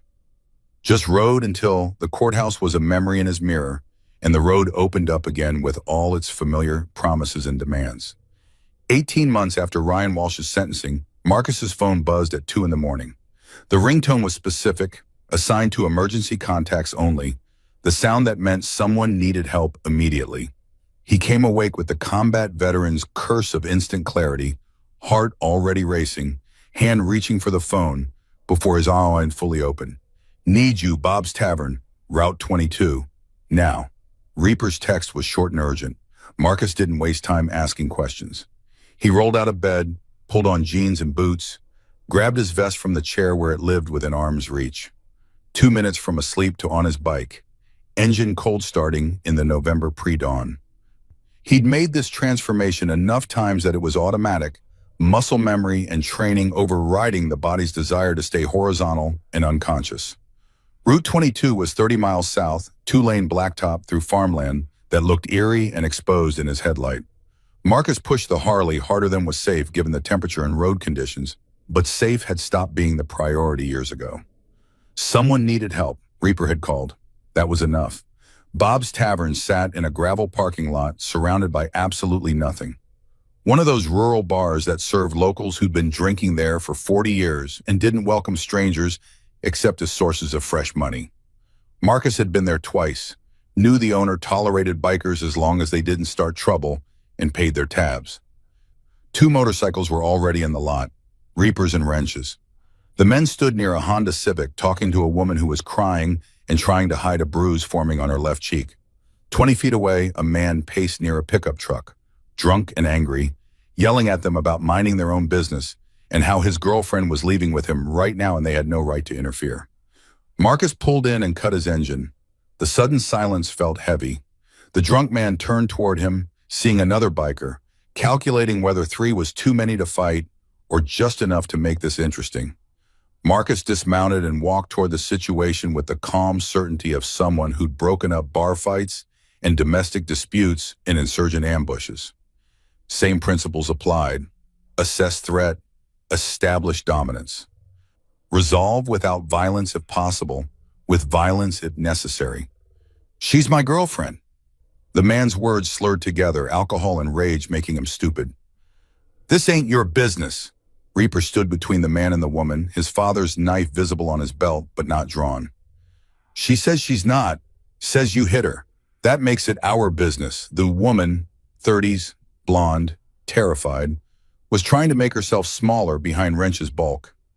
Marcus caught her eye and saw Rachel at 23, saw Sarah at 23, saw every woman who'd ever needed someone to stand between her and violence. "Sir, you need to leave." Marcus kept his voice level, the officer tone that suggested this was a lawful order rather than a request. "Go sleep it off. Come back tomorrow when you're sober and have a conversation like adults." The man took 3 steps toward Marcus, fists clenched, looking for a fight that would let him reclaim some sense of control over a situation that had spiraled away from him. "Fuck you. You don't know what she—" Marcus caught his fist mid-swing. The technique was Marine Corps close quarters combat, practiced 10,000 times in training, and executed in situations where mistakes meant death. He twisted the man's wrist, applied pressure that brought him to his knees in the gravel, and held him there without breaking anything or causing permanent damage. "Leave. Now. Or I call the cops and you go to jail for assault and public intoxication." "Your choice." The man struggled for maybe 3 seconds before the pain and the math and the alcohol combined to show him he'd lost. Marcus released him and stepped back, giving space for the man to make the right decision. The drunk staggered to his pickup truck, got in, sat there for a long moment with his head against the steering wheel. Then he started the engine and pulled out of the lot too fast, gravel spraying, taillights disappearing toward Route 22. The woman collapsed against Wrench, sobbing now that the immediate threat was gone. My friend gave me this number. Said if I was ever in trouble to call. I didn't know what else. Wrench pulled a card from his wallet, handwritten phone number. No name, no organization. Just 7 digits that connected to the Silent Watch network. You did the right thing. We're going to get you somewhere safe. You got family nearby? She shook her head. He'd isolated her from family, from friends, from anyone who might help. Standard abuser playbook. Make the victim dependent, cut off support systems, control through fear and isolation. Marcus had seen it enough times to recognize the pattern instantly. Rachel's network had a safe house in Harrisburg. Wrench made the call while Reaper walked the woman to her Civic and checked that she could drive. Marcus stood in the parking lot watching the eastern horizon start to lighten, thinking about how the work never ended, how there was always another situation developing, another woman in danger, another predator who needed to understand that someone was watching. By sunrise, they had the woman, Lisa was her name, checked into the safe house with a counselor who specialized in domestic violence. Restraining order would be filed by noon. Police report documented the assault and the threats. The system was engaging, would hopefully keep Lisa safe long enough for her to rebuild her life away from the man who'd used his fist to punctuate arguments. Marcus rode home as dawn broke over Pennsylvania farmland, the sky going from black to gray to that particular shade of blue that meant another day survived and another night coming eventually with its own demands. He looked at the photo on his phone, the one he kept as his lock screen.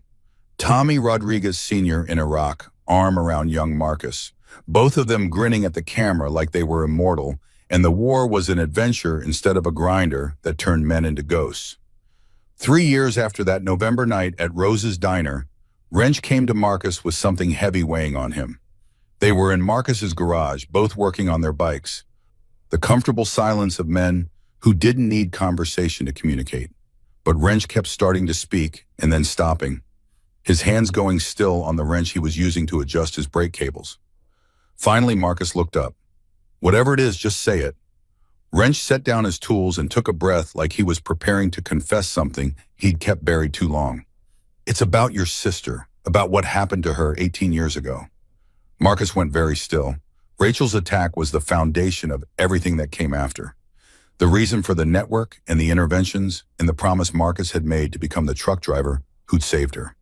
If Wrench had information about Connor Blake, about the attack, about something Marcus had missed, my dad. Wrench's voice was rough, emotion breaking through his usually steady demeanor. Jake Morrison, the truck driver who saved her. That wasn't a fake name. That was his real name. The world tilted. Marcus felt his hands go numb, felt his vision narrow to Wrench's face, felt 18 years of searching and wondering crash down into this moment in a garage that smelled like motor oil and metal. Your father, the words came out flat, disbelieving. Your father was the man who saved Rachel. Wrench nodded, his eyes wet. Found out 5 years ago. Dad was dying, cancer. He told me about that night. Said he was making a delivery near campus. Heard a girl screaming. Kicked in a door, pulled some bastard off her, held him until cops came. Then he left before they could get his full information because he had warrants. Old warrants, stupid stuff, unpaid tickets, and a bar fight from years before. Didn't want them digging into his background. Marcus couldn't breathe. The man he'd spent years trying to find, the ghost who'd saved his sister and disappeared, had been Wrench's father. Had died 5 years ago. Had been gone before Marcus could thank him, could tell him what that one act of courage had meant, could explain how it had changed everything. Why didn't you tell me? Marcus's voice came out strangled. Why wait 5 years? Dad made me promise, said he didn't save her for gratitude. He saved her because it was right, because standing by while someone screamed wasn't an option for him. Wrench scrubbed his face with his hands, leaving grease smears across his cheeks. But when I met you, heard Rachel's story, realized my dad was that truck driver, I couldn't just walk away. So I joined the watch. Figured I'd pay forward what my dad started. The garage was silent except for Scout, whining from Rachel's house next door, sensing emotion through walls. Marcus stood there trying to process this information, trying to fit it into his understanding of the world and his purpose in the debt he'd carried for 2 decades. He knew. Wrench's voice dropped to barely above a whisper. Before he died, I told him you were looking for him. Told him about you and Rachel and the network. He was so weak by then, could barely talk, but he smiled. Said he was glad Rachel was okay. Said to tell Marcus Hayes to keep doing what he was doing. That was his thank you. Marcus felt something break on some tightly controlled barrier that kept emotion manageable and contained. He sat down hard on his work stool, his hands shaking, his eyes burning with tears he hadn't shed since Tommy's funeral. For 18 years he'd searched for Jake Morrison. For 18 years that search had driven him forward, kept him intervening, made him believe that paying forward the debt was the only way to honor the stranger who'd saved his sister. And all along, Jake Morrison's son had been riding beside him, had been intervening beside him, had been standing in that gap between predator and prey because he'd inherited the code from a father who kicked in doors to save screaming women and didn't wait around for thanks. I'm sorry. Wrench's voice was thick with emotion. I should have told you sooner. Should have. Marcus stood and pulled Wrench into a hug, something they'd never done in 15 years of riding together. Something men with their conditioning didn't do easily. But this moment required it. Required acknowledgement that the circle had closed in a way neither of them had expected. Your father gave me back my sister. Marcus's voice was muffled against Wrench's shoulder. Gave me my purpose. I spent 20 years trying to find him, to say thank you. And he's been with me the whole time through you.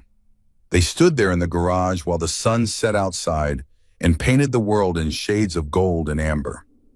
2 men carrying their father's legacies, bound together by a truck driver's courage and a Marine's sacrifice, and a code that said some debts could only be paid forward through action and presence and the willingness to stand when others walked away. When they separated, Wrench pulled something from his pocket, a photograph worn and creased from being carried.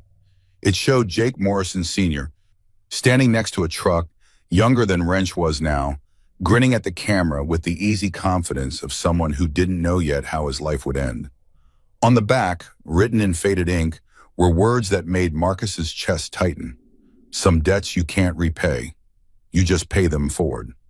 Marcus held that photograph like scripture, like a mission statement, like confirmation that what he'd built from his sister's trauma and Tommy's sacrifice had been right all along.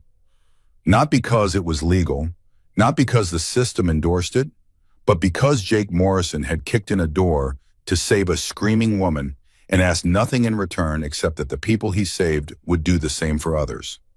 5 years after Ryan Walsh went to prison, Sarah Mitchell walked back into Rose's diner carrying a briefcase and wearing confidence like armor. Marcus was there by chance or fate or the way the road sometimes circled back to places that mattered. He'd stopped for coffee, was sitting in his usual booth, when Sarah walked through the door and their eyes met across 5 years and a lifetime of change. She walked to his booth without hesitation. Marcus Hayes, I've been looking for you, he gestured to the seat across from him. The last time they'd sat like this, she'd been whispering desperate pleas for help. Now she sat with the controlled poise of someone who'd survived trauma and decided to build strength from the wreckage. I work for the state now, victim advocacy. Her voice was professional but warm, the teacher tone of someone who dealt with traumatized people and knew how to project calm competence. We're building a program. Partnership between law enforcement and community organizations. She pulled a folder from her briefcase and laid it on the table between them. The Guardian Initiative. It's based on what you and your brothers did that night. Training advocates to recognize stalking patterns before they escalate. Teaching intervention techniques. Working with police so we can act within the law instead of around it. Marcus looked at the documents. Organizational structure, budget projections, partnership agreements with police departments across Pennsylvania. Official letterhead that made the Silent Watch's shadow work legitimate and structured and legal. We want you to consult. Sarah met his eyes directly. No fear there anymore, just determination. Teach our advocates what you know, how to spot predators, how to intervene safely, how to protect women before the system can. This is a chance to do what you've been doing, but with resources and legal backing. Officer Clark recommended you, said you've prevented more crimes than most cops solve, said you understand stalking patterns better than anyone he knows, said if we could get you on board, we'd be lucky. Marcus thought about Rachel's question. When is enough enough? Thought about Clark's warning that eventually he'd cross a line he couldn't uncross. Thought about Lisa and Sarah and Amanda and Jennifer and Emma and all the women the network had protected over 18 years of operating in shadows. I'll need to talk to my brothers. The network decides together. Sarah smiled, the first genuine smile he'd seen from her since that November night. Talk to them. But Marcus, this could change everything. We could protect hundreds of women, thousands, with the law behind us instead of in our way. She stood, left the folder on the table, and walked toward the door. Before leaving, she turned back. Thank you for that night, for believing me when no one else would, for standing between me and, her voice caught slightly, in what would have happened. Marcus nodded, didn't say the words that always felt hollow when victims thanked their protectors. You did what you had to do. You survived. That's what matters. After Sarah left, Marcus sat looking at the folder, thinking about truck drivers who saved strangers and Marines who took bullets in systems that failed, and people who built better systems from the rubble, thinking about whether the work could continue if it came out of shadow into light, or if legitimacy would compromise the edge that made intervention effective. His phone buzzed, text from Reaper asking if he was available for a situation developing in Scranton. Woman being followed by her ex-boyfriend, restraining order in place, but police response time was 20 minutes and she was scared and alone and needed someone now. Marcus looked at the folder on the table, looked at his phone, looked out the window at his Harley parked in the lot, ready to ride wherever the road led and whoever needed help. The choice wasn't between the Guardian Initiative and the Silent Watch. It was between expansion and continuation, between building something that lasted beyond him and riding until he couldn't ride anymore. Both paths led to the same destination: protected women, broken patterns, debts paid forward. He texted Reaper back, "On my way, send address." Then he took Sarah's folder, folded it carefully and tucked it inside his vest next to Tommy's photograph and the card with the Silent Watch number that connected to 400 riders across 23 states who'd all made the same promise. The road went on. It always went on. Marcus walked out of Rose's diner into afternoon sunlight, mounted his Harley, and headed toward Scranton, where someone needed help and the system wouldn't arrive in time. Behind him, the diner sign flickered its eternal rhythm. Ahead of him, the road stretched endless with all its familiar demands. Somewhere tonight, a woman was in danger. Somewhere a predator was hunting. Somewhere the space existed between safety and violence where someone had to stand. Marcus had stood in that space for 18 years. Would stand there until he couldn't anymore. Whether that standing happened in shadow or in light didn't change the fundamental math. The code remained. The debt continued. The promise held. The Harley's engine rumbled beneath him as Route 22 opened up toward Scranton. Marcus leaned into the turn, feeling the road through his bones, feeling the pull of the next situation and the endless next that defined his life. The afternoon was clear and cold and perfect for riding. The kind of day that made you remember why motorcycles existed, why the road called, why some men needed movement and purpose more than they needed comfort and safety. 20 miles outside Scranton, his phone buzzed with an update from the woman who'd called. Her ex had left. Police had arrived. Crisis averted for now. Stand down. Marcus didn't turn around. He kept riding because the road was there and roads were meant for traveling and guardians were meant for standing ready even when the immediate threat had passed. He thought about Sarah's offer, thought about legitimacy and structure and training new advocates to do what he'd been doing in shadow, thought about whether the code could survive institutionalization or if bringing it into the light would kill whatever made it effective. No easy answers. Never easy answers. Just choices and consequences, and the understanding that inaction was itself a choice with its own consequences. The sun set behind him as he rode, painting his shadow long across the pavement. Marcus watched that shadow and thought about Jake Morrison, about truck drivers who heard screams and ran toward danger, about how one act of courage could ripple through decades and touch hundreds of lives. Thought about Tommy Rodriguez taking bullets meant for someone else, about Elena pressing that knife into his hand and telling him not to waste what her husband had bought. He'd built something from that knife and that promise, a network of survivors and riders who stood in gaps where the system couldn't reach. 400 people across 23 states, connected by shared purpose and a code that said protecting the vulnerable mattered more than legality or safety or personal cost. That was legacy. That was how you honored debts that couldn't be repaid any other way. The road rolled beneath him, and Marcus rode into the gathering dusk with a dead friend's knife on his belt and a promise in his heart, and the absolute certainty that tomorrow or next week or next month his phone would buzz with another situation, and he'd respond, because that's what guardians did. They stood, they answered, they paid forward what could never be paid back. Jake Morrison's words, written on the back of a photograph, carried by his son, lived by a Marine who'd learned in Fallujah that protecting people mattered more than following rules.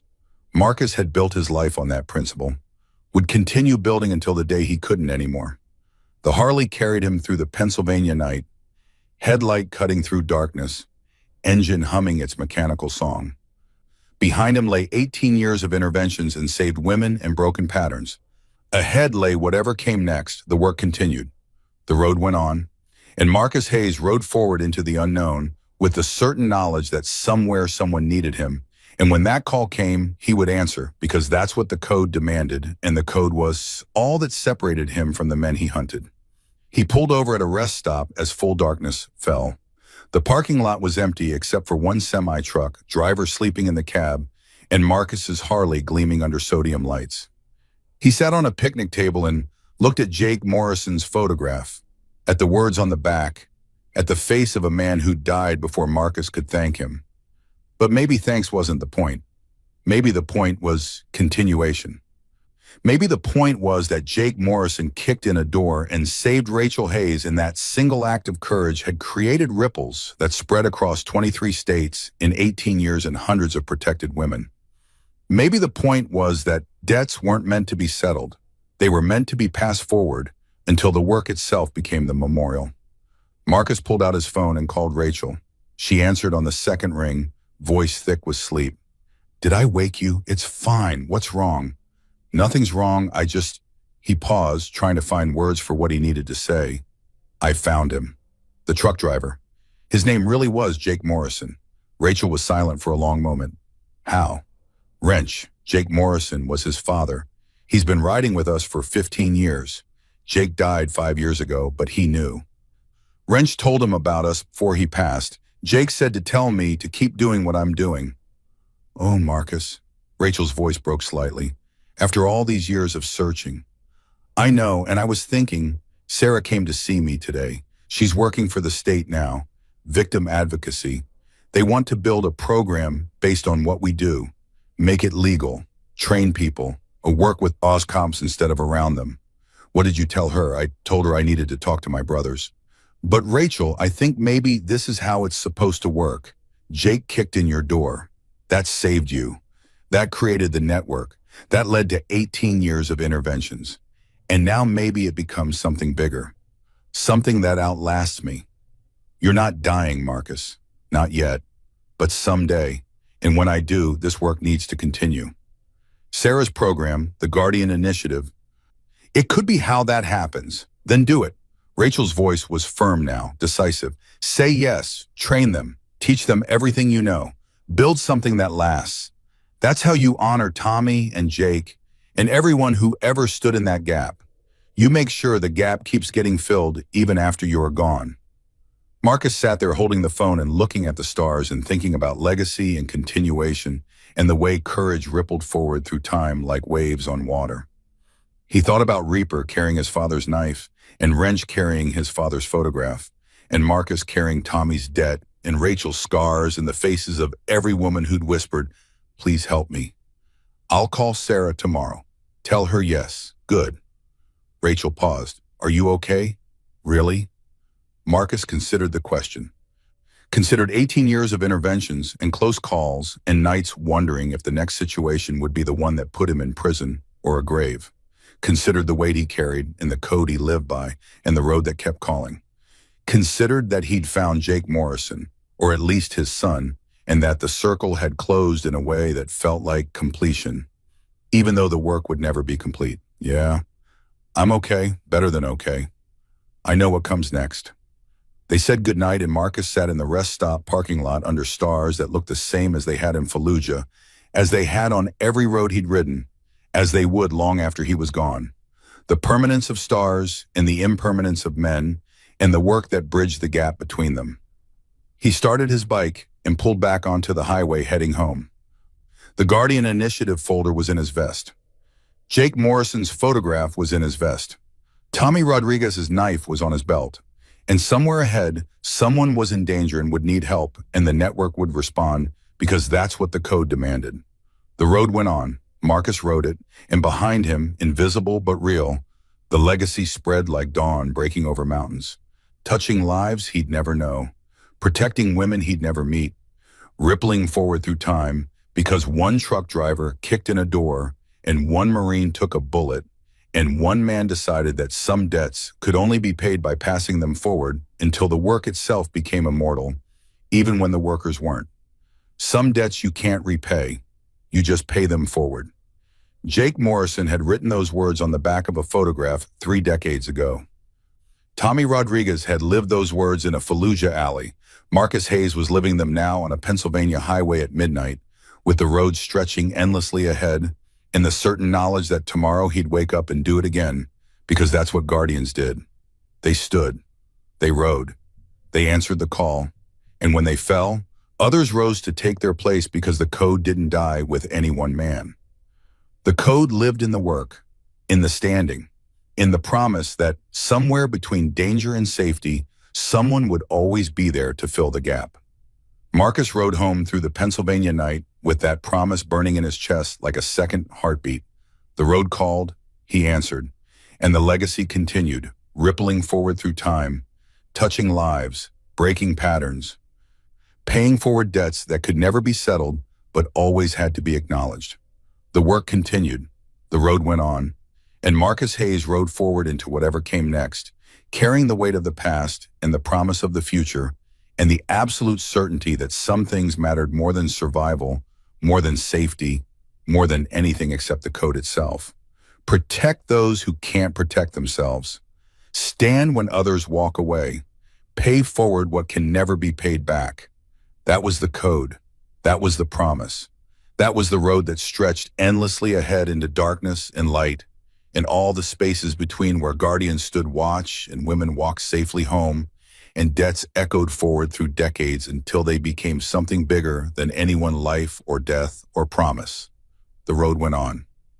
Marcus wrote it, and the legacy continued, immortal and imperfect and absolutely necessary, until the day came when no one needed guardians anymore because the world had finally learned to protect its own. That day wasn't today. That day wasn't tomorrow.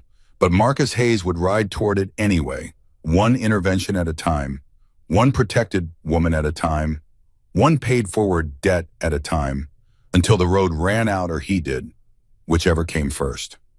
The Harley's engine rumbled beneath him, the stars wheeled overhead, and somewhere ahead, the next call was already forming, the next situation developing, the next woman who would need someone to stand between her and the wolves. Marcus would be there. He always was. That was the code. That was the promise.